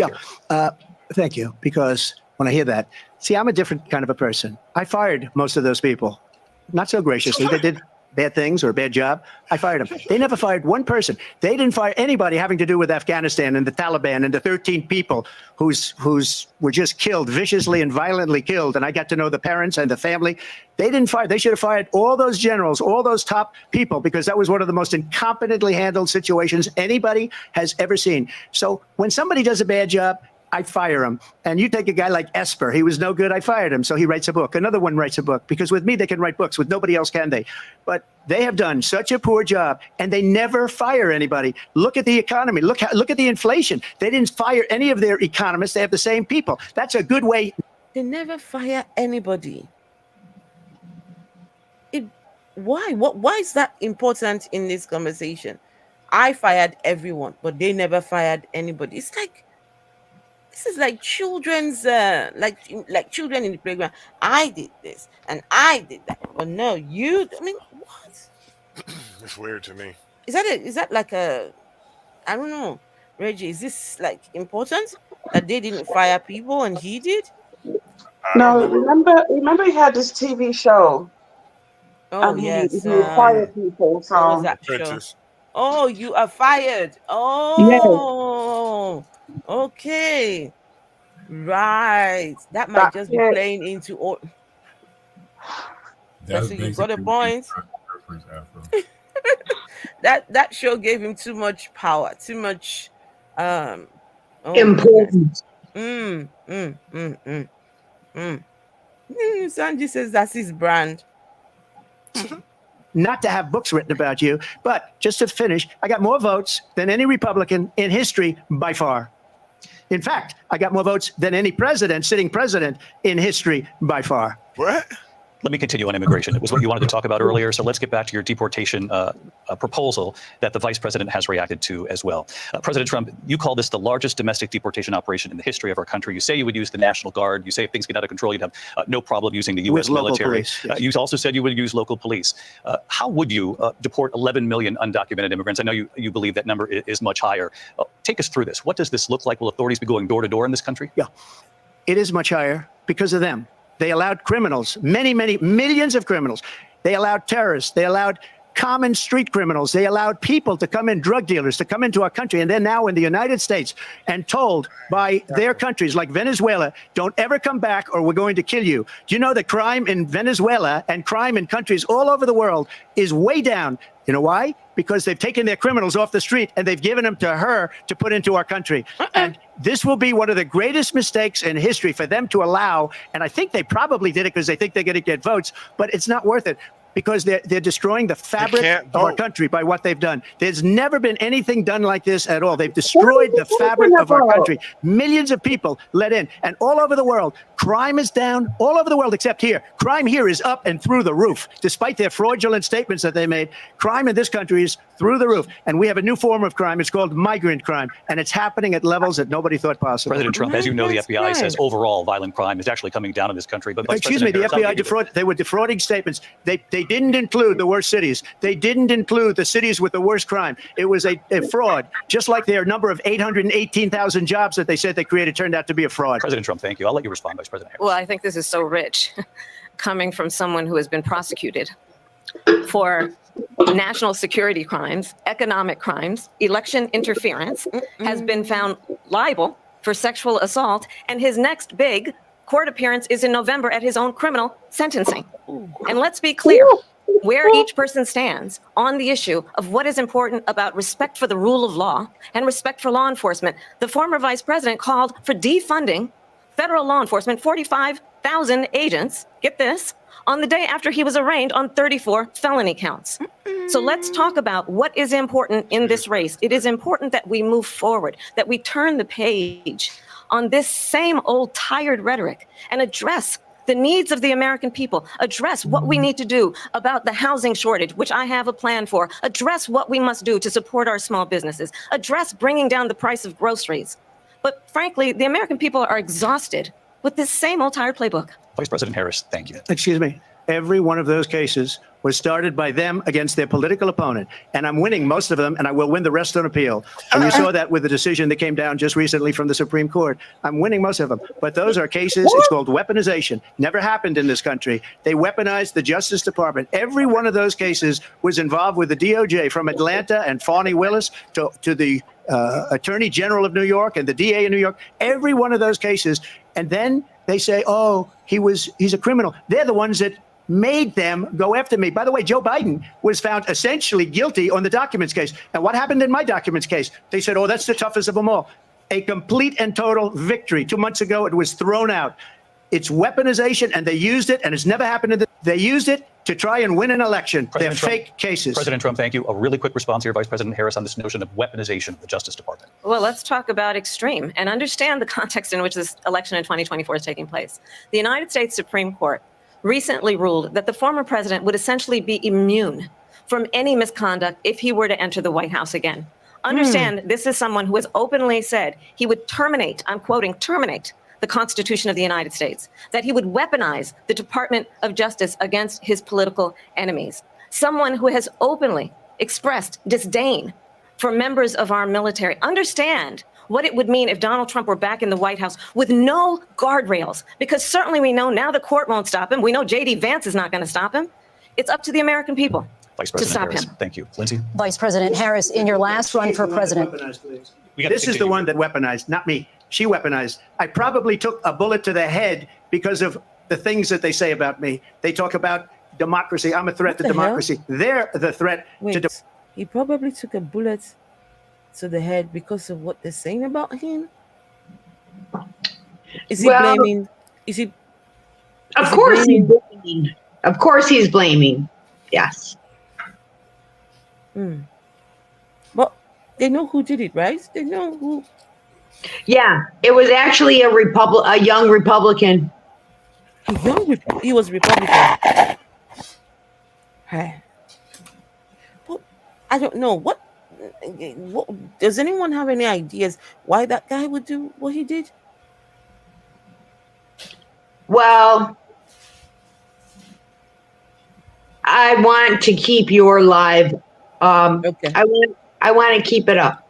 Okay. I've heard rumors too. I heard some rumors. Makes sense. Okay. But notice he has no scar. I'm just saying. Just a graze on the ear. Okay. Democracy was a fake Russia investigation that went nowhere. We have a lot to get to. Lindsay? Vice President Harris, in your last run for president, you said you wanted to ban fracking. Now you don't. You wanted mandatory government buyback programs for assault weapons. Now your campaign says you don't. You supported decriminalizing border crossings. Now you're taking a harder line. I know you say that your values have not changed. So then why have so many of your policy positions changed? So my values have not changed, and I'm going to discuss at least every point that you've made. But in particular, let's talk about fracking because we're here in Pennsylvania. I made that very clear in 2020. I will not ban fracking. I have not banned fracking as Vice President of the United States. And in fact, I was the tie-breaking vote on the Inflation Reduction Act, which opened new leases for fracking. My position is that we have got to invest in diverse sources of energy so we reduce our reliance on foreign oil. We have had the largest increase in domestic oil production in history because of an approach that recognizes that we cannot over-rely on foreign oil. As it relates to my values, let me tell you, I grew up a middle-class kid raised by a hardworking mother who worked and saved and was able to buy our first home when I was a teenager. The values I bring to the importance of home ownership, knowing not everybody got handed $400 million on a silver platter and then filed bankruptcy 6 times, is a value that I bring to my work to say we are going to work with the private sector and home builders to increase by 3 million homes by the end of my first term. My work that is related to having a friend when I was in high school who was sexually assaulted by her stepfather. And my focus then on protecting women and children from violent crime is based on a value that is deeply grounded in the importance of standing up for those who are most vulnerable. My work that is about protecting Social Security and Medicare is based on longstanding work that I have done, protecting seniors from scams. My values have not changed. And what is important is that there is a president who actually brings values and a perspective that is about lifting people up and not beating people down and name calling. The true measure of the leader is the leader who actually understands the strength is not in beating people down, it's in lifting people up. I intend to be that president. President Trump, well, first of all, I wasn't given $400 million. I wish I was. My father was a Brooklyn builder, Brooklyn, Queens, and a great father, and I learned a lot from him. But I was given a fraction of that, a tiny fraction, and I built it into many, many billions of dollars, many, many billions. And when people see it, they are even surprised. So we don't have to talk about that. Fracking, she's been against it for 12 years. Defund the police, she's been against that forever. She gave all that stuff up very wrongly, very horribly, and everybody's laughing at it, okay? They're all laughing at it. She gave up at least 12 and probably 14 or 15 different policies. Like, she was big on defund the police. In Minnesota, she went out, wait a minute, I'm talking now, if you don't mind, please. Does that sound familiar? She went out in Minnesota and wanted to let criminals that killed people, that burned down Minneapolis, she went out and raised money to get them out of jail. She did things that nobody would ever think of. Now she wants to do transgender operations on illegal aliens that are in prison. This is a radical left liberal that would do this. She wants to confiscate your guns, and she will never allow fracking in Pennsylvania. If she won the election, fracking in Pennsylvania will end on day one. Just to finish, one thing so important in my opinion. So I got the oil business going like nobody has ever done before. When they took over, they got rid of it, started getting rid of it, and the prices were going up the roof. They immediately let these guys go to where they were. I would have been 5 times, 4 times, 5 times higher because you're talking about 3.5 years ago. They got it up to where I was because they had no choice, because the prices of energy were quadrupling and doubling. You saw what happened to gasoline. So they said, let's go back to Trump. But if she won the election, the day after that election, they'll go back to destroying our country, and oil will be dead. Fossil fuel will be dead. We'll go back to windmills, and we'll go back to solar, where they need a whole desert to get some energy to come out. You ever see a solar plant? By the way, I'm a big fan of solar, but they take 400, 500 acres of desert President soil. Trump, we have a These lot are of not good issues that things we for the have to get environment to. that she We're out of time. understands. Thank you. Lindsay, thank you. We have an election in just 56 days. And I want to talk about the peaceful transfer of power, which, of course, we all know is a cornerstone of our democracy, and the role of a president in a moment of crisis. Mr. President, on January 6th, you told your supporters to march to the Capitol. You said you would be right there with them. The country and the world saw what played out of the Capitol that day, the officers coming under attack. Aides in the West Wing say you watched it unfold on television off the Oval Office. You did send out tweets, but it was more than 2 hours before you sent out that video message telling your supporters to go home. Is there anything you regret about what you did on that day? You just said a thing that isn't covered. Peacefully and patriotically, I said during my speech, not later on. Peacefully and patriotically. And nobody on the other side was killed. Can anyone see my question? The question and answer? No. Nope, Does I anyone actually see- can't see the chat anymore. Huh? Oh, there it is. You see it? I see now. Mm-hmm.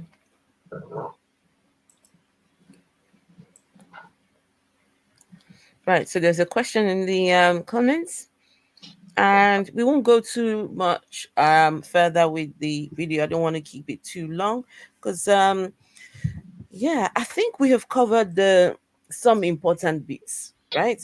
And because of course the debate 1 hour 58 minutes. Well, this I don't know how long the debate itself was, but let's see. We're at 52.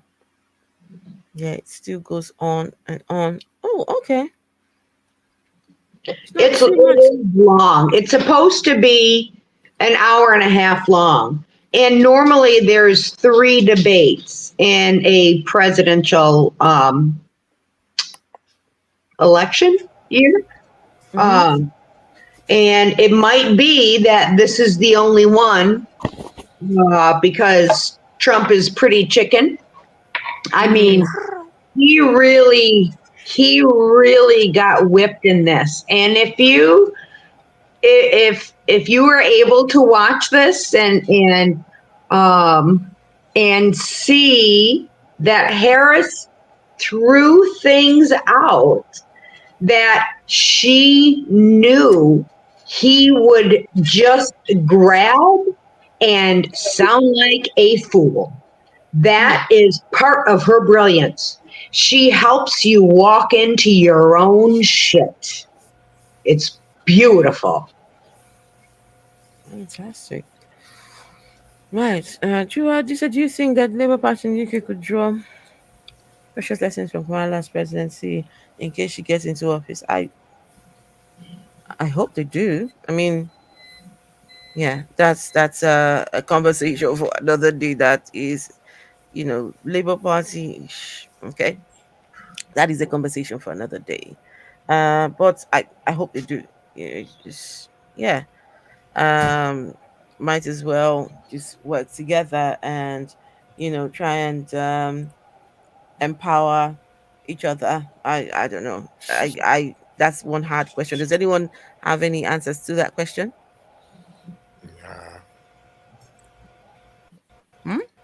No. Okay. Right, guys, make sure you don't forget to give the stream a thumbs up for me because yeah, it helps. And thank you all for being here. Does anybody have any last words or anything that you've heard? I tell you, I really enjoyed that bit about the cats. They're eating the cats. You know what? Let's see if I can. Listen. We need to hear that again. I'm sorry, guys. Man, give me a second. Let me find it. I don't know exactly. Oh, sugar. I should have got the timestamp for that. 52. Are you sure it was at no. I stopped at 52. Apparently, she tells him that he was fired by 81 million people. Okay, let so me see. looking forward to seeing that bit. Just to see the look on his face. do I get the? Oh, where is the? I think it would be so great if we could have leaders of every country that actually wanted to work together to make things better for people, not just resources you can get from each other. I don't know, but hey. Okay. I don't remember. Okay, just 1 second. I knew it. I knew it. These people, they're going to. 1 second. You know, people are so quick, guys. Look at this. Just look at this.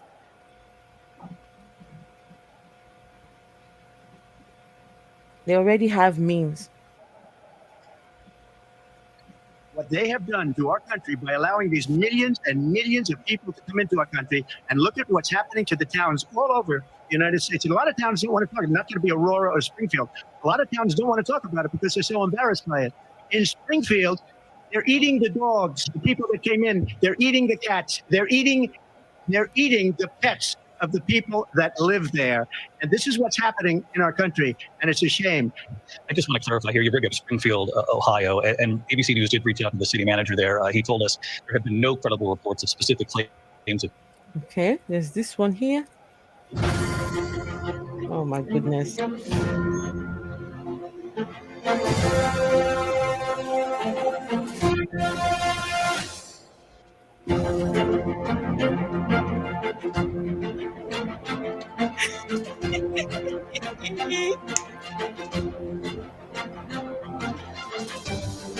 Oh my God, guys, did you see that? Donald Trump saving the kittens from. Hold on. Where's that? He's saving the kittens. Where did that word go? Where he's saving the kittens from Springfield. Oh no, where did it go? Hold on. Yeah, here. Look at this. Look at this, guys. Can you see it? Oh me. Am I the only one who's seen this? No, I see it. I can see it. I can see it. Oh, he's saving the kittens. Yes. Is he? Maybe he's just taking them for dinner. We don't really know. Oh, yes.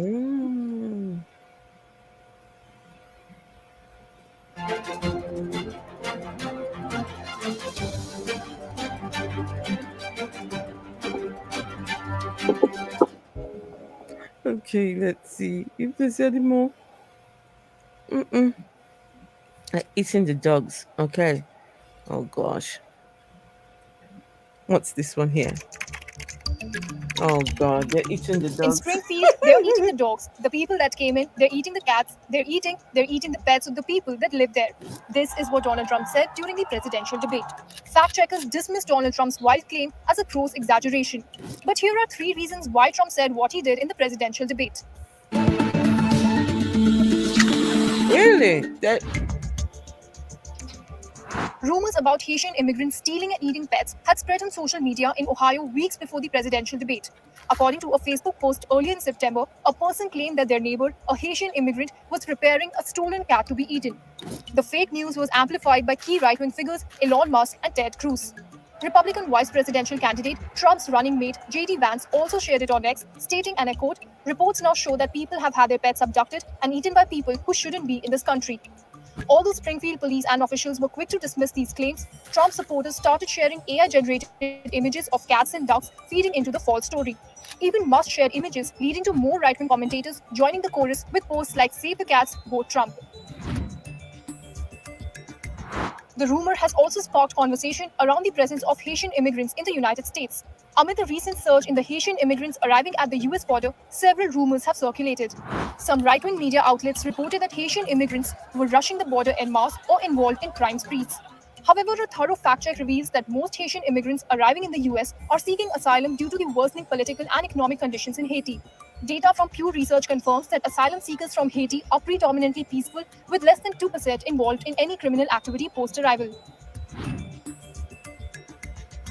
In the 2024 US election, immigrants form a significant portion of the population in several key swing states, influencing both political strategies and voter turnout. Immigration holds a great significance for Republican voters. A significant 82% of Trump supporters consider immigration to be a key issue influencing their vote in the 2024 election. Republicans, driven by the conservative base, have positioned immigration as a cornerstone of the platform. For more informative videos like this, keep watching India Today News Mode. Let's see. Hold on. Let's do so. There Oh, was do you want something to say else I something? wanted to say too. Yeah, listen. So I got this friend, right? And I don't know if I ever told you this. I probably have. Her mom is from El Paso, Texas, right? She's Mexican. She told me, right, when she was a kid and when she lived there, because she moved up to Ohio probably like in her early 20s. She said when she was a child, her and her father and her brothers and sisters her father would pull them through the river to go to Mexico, to go to Juarez, right? They would go over to their cousin's house, kick it, have birthday parties. The grown people would be drinking and shit, and they would go to fuck home. The reason why I'm saying this is because he's making it seem like there was a wall there or something to block these people. It's always been open. There's so many wide open spots between the United States and Mexico that anybody can walk through, and it's always been like that. Hmm. Let's see. So there's a question from Juad says, question for your panelists. Do you guys think that Kamala's semi-vague policies regarding the economy is a soft spot in her campaign? Do you think Kamala's semi-vague policies regarding the economy is a soft spot in her campaign? I don't No, know. no, her soft spot in her No. campaign is immigration. Look at this Nigerian person. You guys. Look at this Nigerian person. Huh? When I tell you Nigerians are really stuck up the behind of what's his name, Trump. Not this Nigerians say you guys are finding these things funny. I can't wait for Kamala to become president. She would show Americans the true agenda of the left. Please, Insta boost Nigeria. What is the true agenda of the left? Insta booth Nigeria. You act like Biden is not the president now. What are you talking about? Yeah, that doesn't make sense. Yeah. No, but what's the true agenda of the left? She You need can to get her answer. way right Wait, now. Biden's the president and Kamala's the vice president, right? Mm-hmm. So what is this person talking about? He I don't know. Don't knew come it. on the I knew internet. that it's Don't come on the LGBTQ. Oh, please. Don't come on the internet and show Fuck your you. ignorance to millions of people. Don't do that. You embarrass your father and your mother. Don't do that. You are embarrassing yourself, Of Insta booth, all the things that you can think about, because of your Insta booth, own right? head, your own blockhead is full of LGBT. Look, you that is there, your mother may just be lesbian. Your father probably poking and doking a man or was doking a man before. Inside your home, your children, huh, But might be gay. Because but your country has 14 years imprisonment for the LGBTQ. You think everybody's as dumb as you are. in Nigeria, It's 14 years behind bars if you're caught with the same sex. I ain't know It's that. in the Constitution, Reggie. Wow, it's wild over that motherfucker. But see, Nobody, no, so far so good. Nobody has been tried under this law. But in Nigeria, it's 14 years behind bars in the Constitution. It's that's signed. crazy. That's crazy. But when I want to see the person they'll catch, and the one who catches them, You have to that catch them. arresting officer, I want to ask him how he knew what they were doing in that room and how he caught them. Exactly what was happening? Oh, this is where this is going to really, really upset me. This right here Because is going to really upset me. So you are an atheist. you're not an atheist. An You're an atheist is atheist, and someone who you're cares about humanity. You're if not you an are atheist. if you're an atheist, why does someone's why are you so hell bent on trying to control what other people do with their private life as an atheist? Shame on you if that's the case. Shame on you. And And you Reggie, know what? I told you that there are atheists that take this kind of position, right? yeah, yeah. And that's one of them there. A fr- bruh, Insta booth Nigeria. I'm just gonna tell you right now. Look, you don't you don't know what you're talking about. No You one don't has been sent to you prison. you The don't fact that you your don't, country has that stupid law to begin with, yet there's over 50% of its population living below the poverty line. But no, your government cares what people do with their private parts. They bruh. all came together and all agreed. But no, universal healthcare, no. Good roads, no. Ability, no. Electricity, no. No, they don't give a shit about anything else. But you see the LGBTQ, everybody came together. Y'all are mad. Mad set of And people. also, I want to throw in about this extreme feminism. You can absolutely call me an extreme feminist if you wish, because I'm going to make an assumption that you think extreme feminism is actually us being able to decide what to do with our own body, and why you think that's extreme is crazy. Why would you think that I would need less rights, less ability than you? That is the part. Call me extreme. I want to make sure my children, I have daughters, have more rights than me as I grew up, not less. Every woman needs equality, needs rights. This is how we're going to move forward. It is unacceptable that anyone can tell me and my daughter what to do with their body.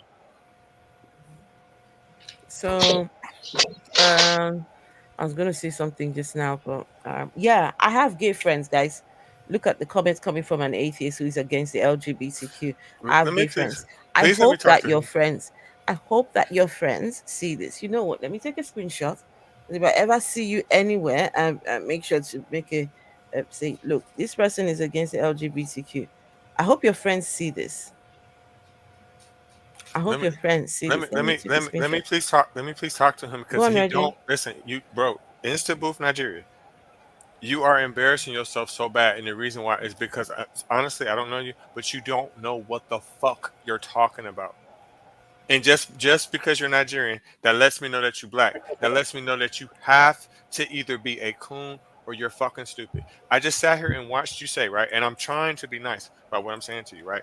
You just sat here and text that affirmative action is killing the United States. Do you know what that means?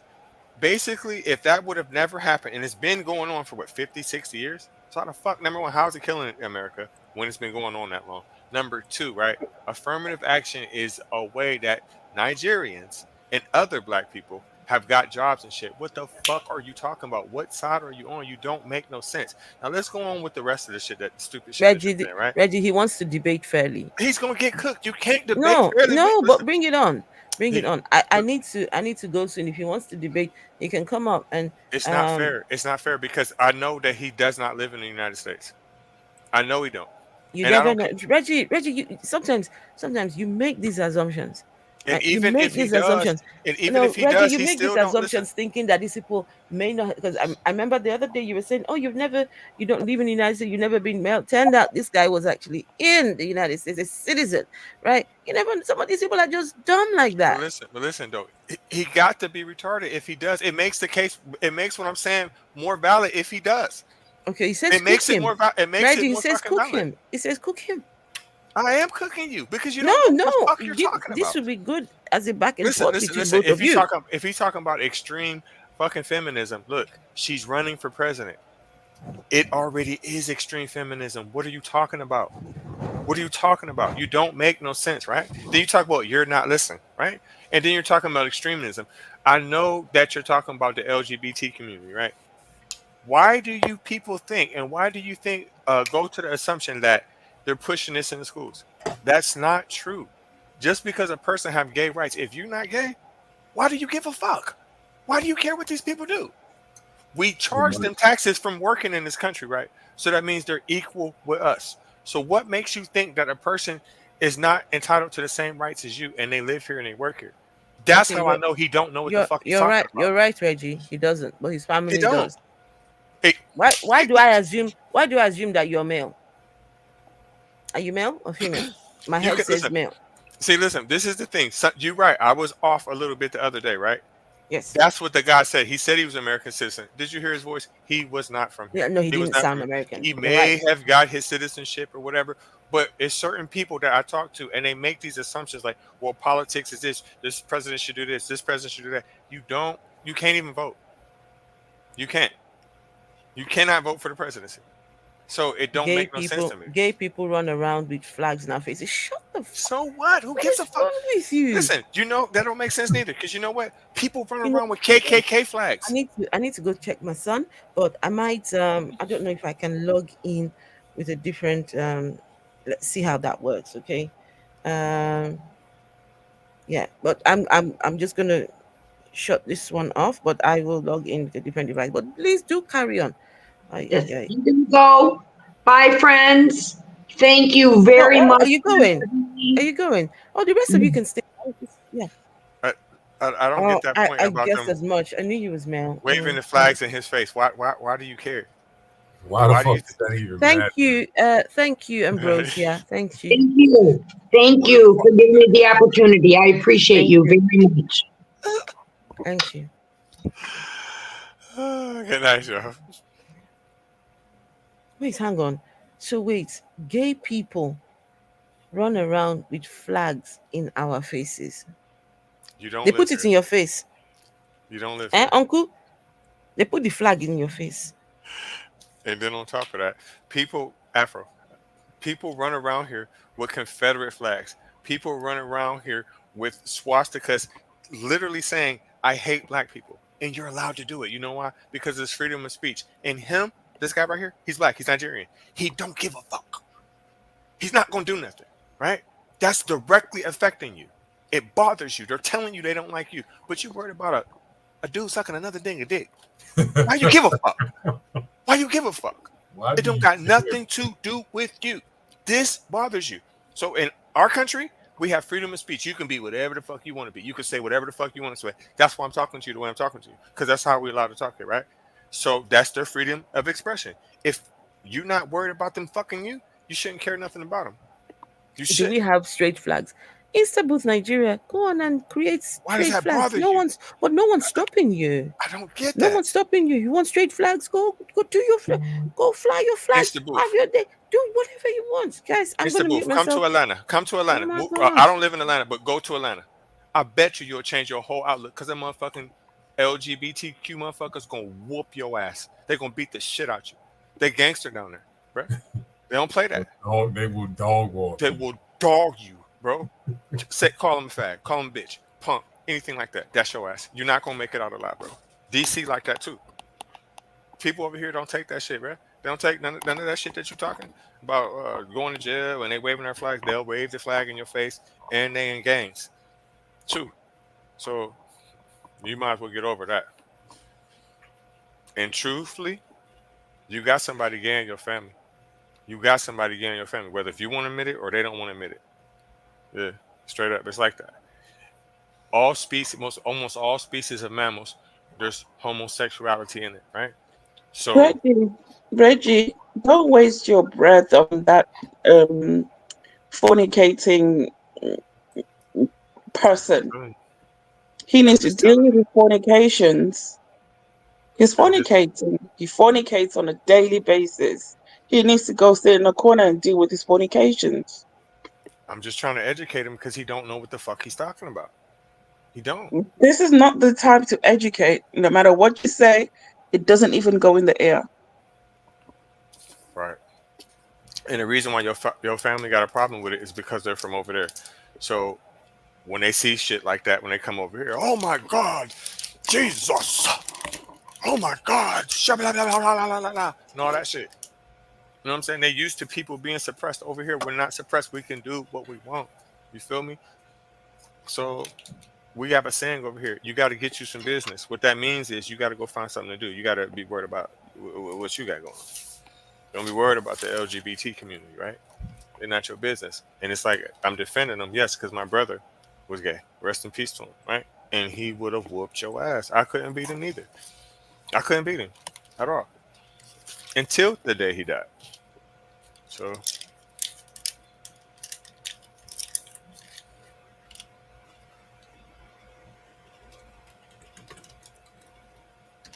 have fun. What you mean? You said you want to debate. You don't like the way my mouth going? Come on up.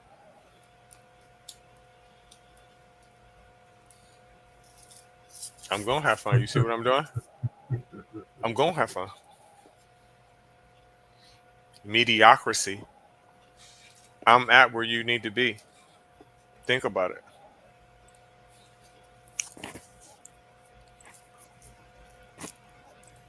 And I'm not bragging about it or nothing. I'm just telling you. You know what I mean? You telling me I'm, or what you say? Oh, meritocracy. I don't know what that means.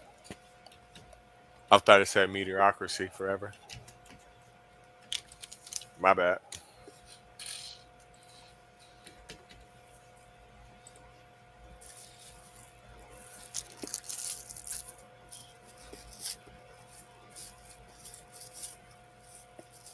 What y'all got going for the rest of the day? Okay, Vessel. I gotta hit up my plug, bro. Let it come to Ohio. It's legal here now. Hit up my plug, bro. That's what I need to do. Let it come to Ohio. It's legal here now. Hit up my plug, bro. That's what I need to do. Wait, can you guys hear I me? said sorry. Instable. My bad. Can you Instable. guys hear me? Yeah, I hear you. Oh, okay, that's good. At least you can hear me. That's fine. I don't like talking when when fucking When who? when Lucifer talking. I keep hearing the feedback of my voice. This motherfucker voice all deep in mine. I hate that shit. Sound like a little bitch. Oh goodness. I'm gonna mute myself for a minute, guys. Yeah, I gotta hit up my plug, big bro. Yeah, I don't know what meritocracy means. Let me look that up real quick. I don't know what that means. He means appointing the deserving person in his right position. Listen, this man is an active racist. An active racist. He does not hide it. He's directly racist. Oh, Vessel's backstage.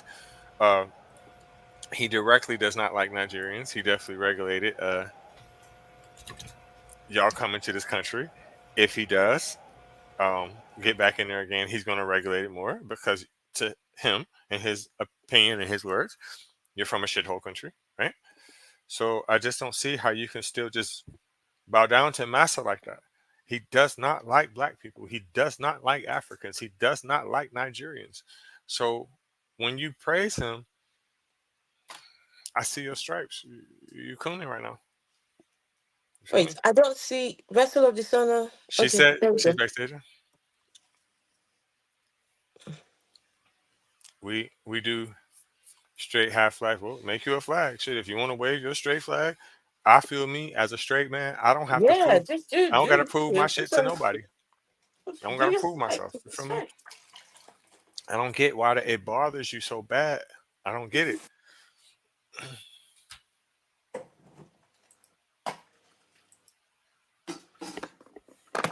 So, what's his name?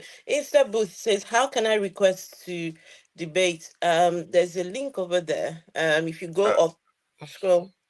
I don't see how you're gonna debate with an American about American politics and you don't understand. I don't. I don't get that. It's about the LGBT. Reggie, sometimes you must understand that some people think that why not?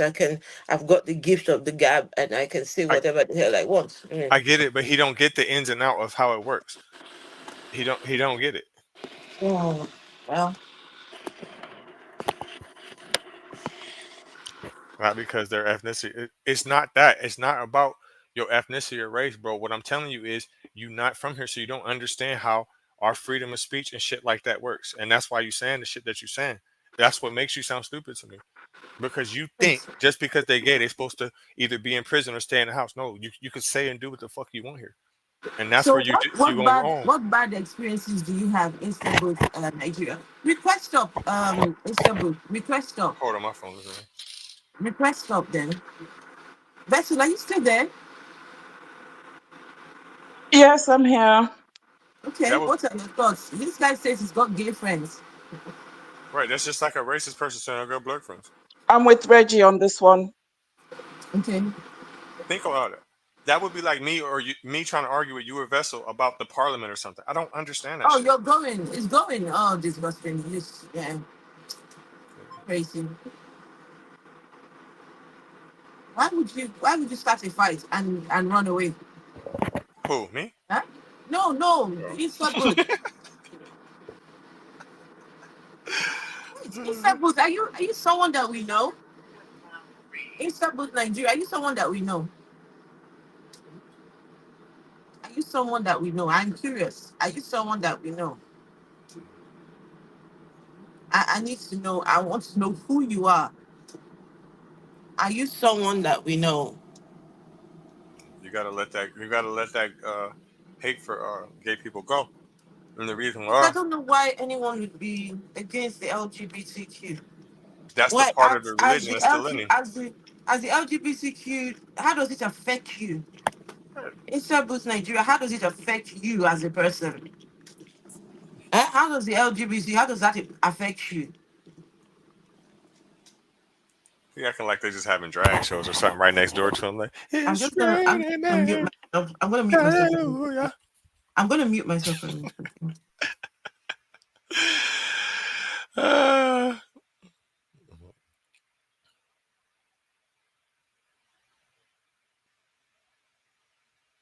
and then I already know that you on some bull. And the reason why you on some bull, when you said, "Oh, I want to come up there and have a fair debate," what that goes to my mind is you want to set the tone. Now you come up here, I'm gonna spaz on you. Period. Get ready. That's the rules I play by.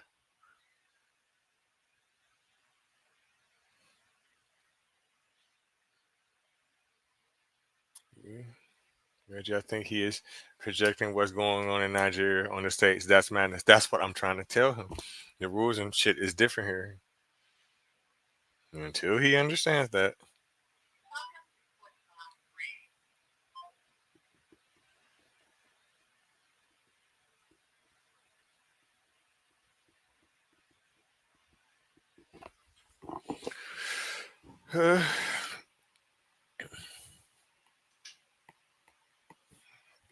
Oh, that's why she said you trying to run because you said next time. Hmm. Yeah, he said he wasn't planning to come up, just planning to start a fight and then Hmm. just run away. 1-900 call my bluff. That's what that was. I mean, this is did you hear him when I said to you, Reggie, that in Nigeria is 14 years behind bars, and he said no one has been tried under that law yet, as if it's a good thing. As if it's a good thing. Wait now, Mr. Nigeria Booth, wait. One of your children, one of your children in the near future will be LGBTQ, and then they will now catch that one in the bed with the same person, right? Let's see whether then you will support the law. Let's see whether then you will not be the one fighting to have it reversed and have it revoked. And that's a terrible decision anyway. I'm gonna try to speak from a misogynistic type of view, right? Say for instance, if you put every homosexual male, transsexual male in Nigeria in the prison system, right? Guess what's gonna happen? The supposed straight one's gonna be in there fucking them, right? Wait, say that again. Say you put every gay Nigerian person in prison, Mm-hmm. right? Mm-hmm. The dudes that's in there, that's straight, is gonna be in there fucking them. Then you just breed more criminals, right? No, but wait, hold on. So listen. So if you arrest the gay Yeah, I hear LGBTQ, you. throw them in jail, yeah. Then when they get to prison, they're going to be sleeping with the straight ones over there.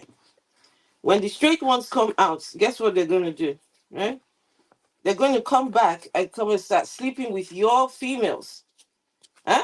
The same females you're trying to protect, they're coming right back out. This is a vicious cycle. Whatever you think you're protecting, you can't. No, it's just not going to work. I, How I do you felt how do you penalize people for their sexuality? Afro, I can only talk about the prisons in South Africa. And what I'm about to say is public knowledge. There's videos about it on YouTube. Yeah. There was they were, and they did a documentary about the gangs, the prison gangs in South Africa. And while they were interviewing, the guy would say that he'd pick out a victim that he wanted to turn into his wife, Uh-huh. and it would be another male. While he's in prison, he will be using that male for his sexual pleasure. But once he comes out of prison, suddenly he's straight. You know what we call that here? No? Gay for the stay. Oh my God.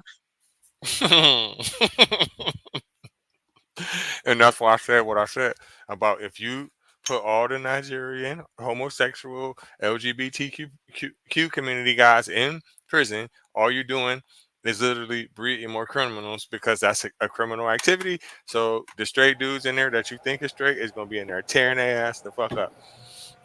You bringing bitches in there for them because a lot of them in there gay and fucking already. You ain't even know it. Fresh meat. Right, fresh meat.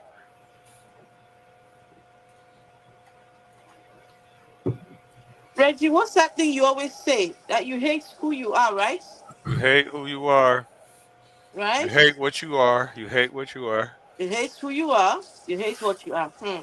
Okay. Because you have to Reggie, wonder what when part of someone's going so hard for the LGBTQ, you have to wonder what are you trying to protect? What are you trying to Your butthole. That's what he try to protect because he know he really want to get fucked. his butthole is not protected. Because why is that on your mind? His butthole is not protected. I know I ain't thinking about.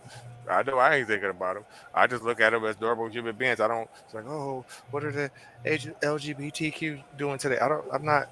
My mind don't work like that. That's something that interests me, so I don't give a fuck. They're human beings. They should be treated like so. The end.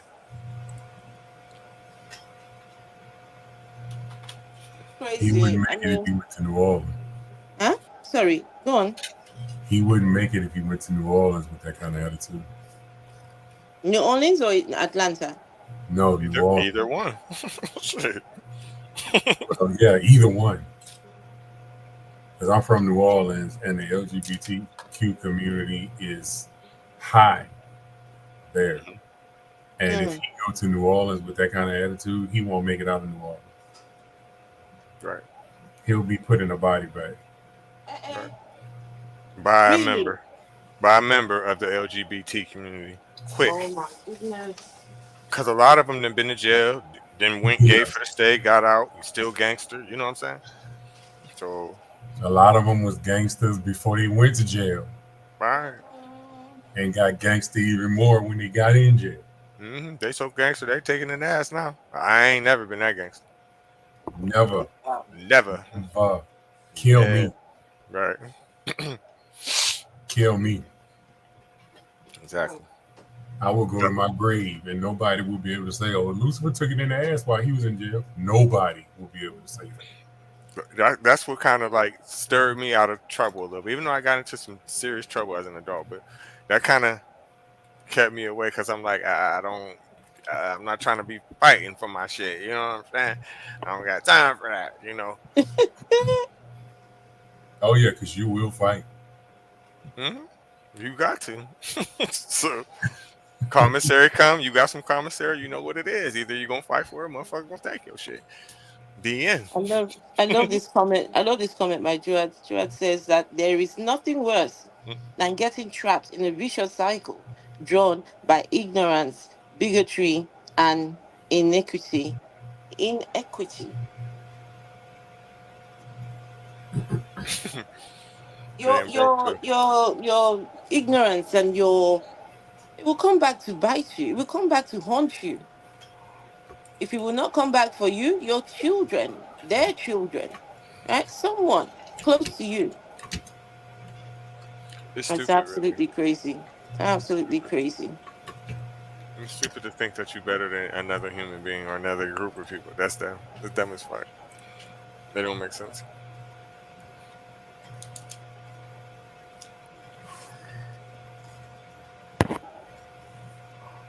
Okay.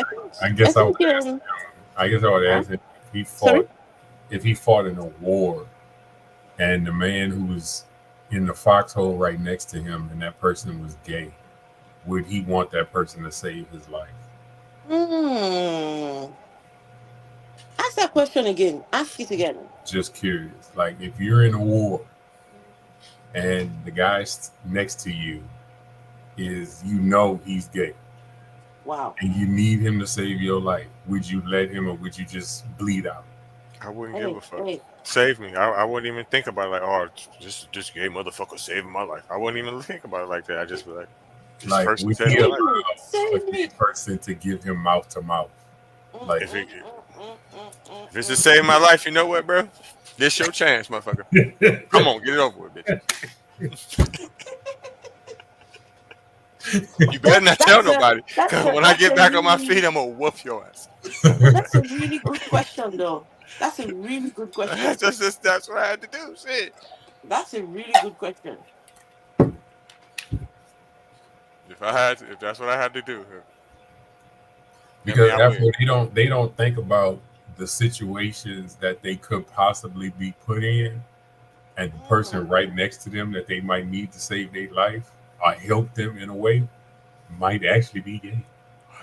You know what, though? I take that back what I said, though. I take it back. I just thought about something. You know why? If I had to get mouth to mouth from a man, right? What fucking difference do it make? I don't want to come straight with these. They're trying to save your life. Oh, what it needs to be. Like, I don't want him. What I want him to be like, no homo, bro. But I don't want that shit either way. So I guess it wouldn't make no difference. Yeah, but what you gonna say? You gonna say, nah, go get that woman down the street real fast while you bleeding the fuck out? Shit, I don't know. Shit.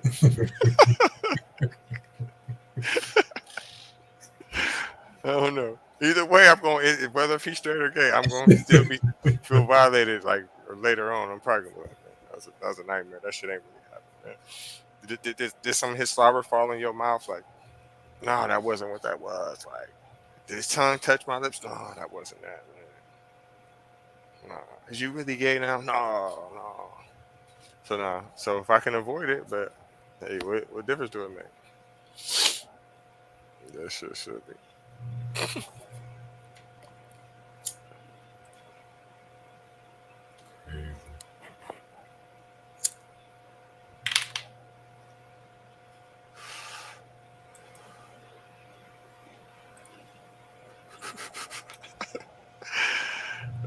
Right.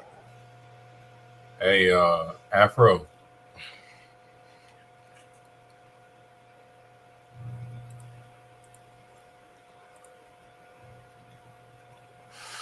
I'm gonna have to do my other live in about an hour. I think. Let me see what time. I know it started at 7, so let me see. Hey, Reggie, can you hear me? Yes. Hey, so I just Googled something, and there's 10 countries as of June of 2024 that are paying people to move there. Did you know that? And they not some bad countries, bro. How much? Like right now, the one that I'm reading, Switzerland, they paying 25 stacks for new residents. And they paying 10,000 per child up to the age of 45 that are under the age of 45. The kids under 45 or the human beings total under 45? The catch is that you got to be under the age of 45 and maintain a full-time residency for at least 10 years. New residents are eligible for a grant an additional $10,000 for their children. Okay, so it's just $10,000 for the children. I'm sorry.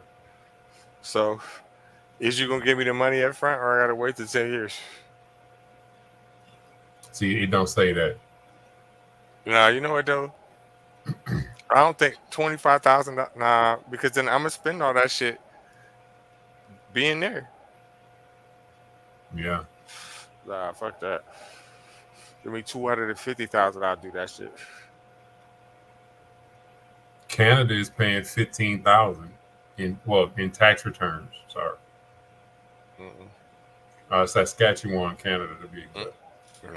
Nah. It costs too much to stay up that bitch, and food costs too much. Hell no. It's cold up there. Yeah, pretty much. I don't got a I don't got a problem with moving up there. It's just I got a problem with that amount. That's not no money now for real. Well, yeah. After I read it further, you're right. That's not enough money. Hell no. I'll be fucked up. And then what if you gotta wait to start working and shit? And then what if the fuck I gotta work outside? Hell no. Hell to the no. Absolutely fucking not. Mm-hmm.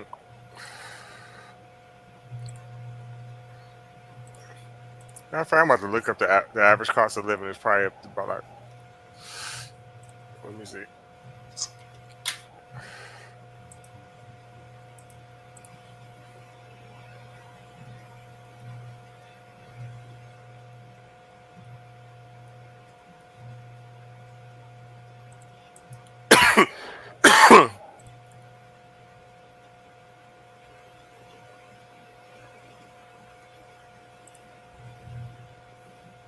Are you trying to look for something? Because yeah, I think we're done for the night. 2 hours and 25 minutes. That's not too bad. Anyway, folks, you all, thank you so much. Listen, make sure to give the stream a thumbs up.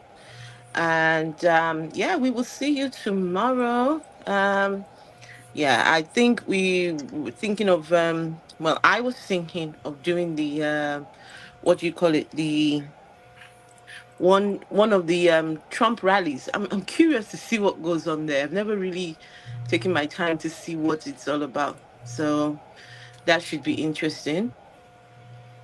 That should be interesting. Right, guys, make sure to give the stream a thumbs up, okay? Um, Uh Lucifer, don't drop down. Stay there. okay. All right, folks. See you later. Good night. Good night. Okay, wait, hold on. How do I No, don't drop down, Lucifer. wait, hold on, hold He's on. still here. And wait 1 second. Wait, you know what, guys? Just hang on, right? Let me so that I don't switch the whole thing and miss my phone. It's going wild over there. Give me a second, guys. Who, me? What have I done? No, I don't know. I'm talking about whoever making all that noise. Oh, just open my other phone on TikTok. Oh. Social security system in the U.S. is mediocre compared with Western and Northern Europe. Well, yeah, I ain't that far from Social Security out here. I never thought I'd be saying that shit. Good 10 more years, 15, and I ain't on working no more. Fuck that. And that's max. I'm over it already.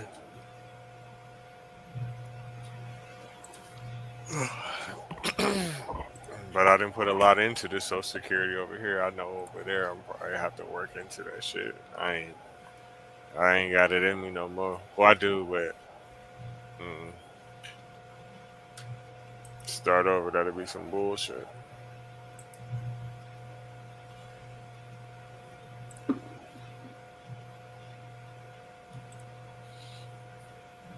This mug's still going, Afro. Huh? It's still going. It's still on. I know, give me a minute. Just give me a minute. I'm trying to I'm just by the washer. I'm trying to sort this thing out. Oh no, I must be doing something.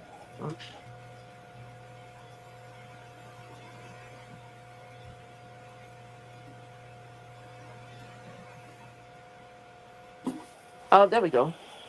That's it. There we go. Okay, right. I'm gonna turn it off in a second.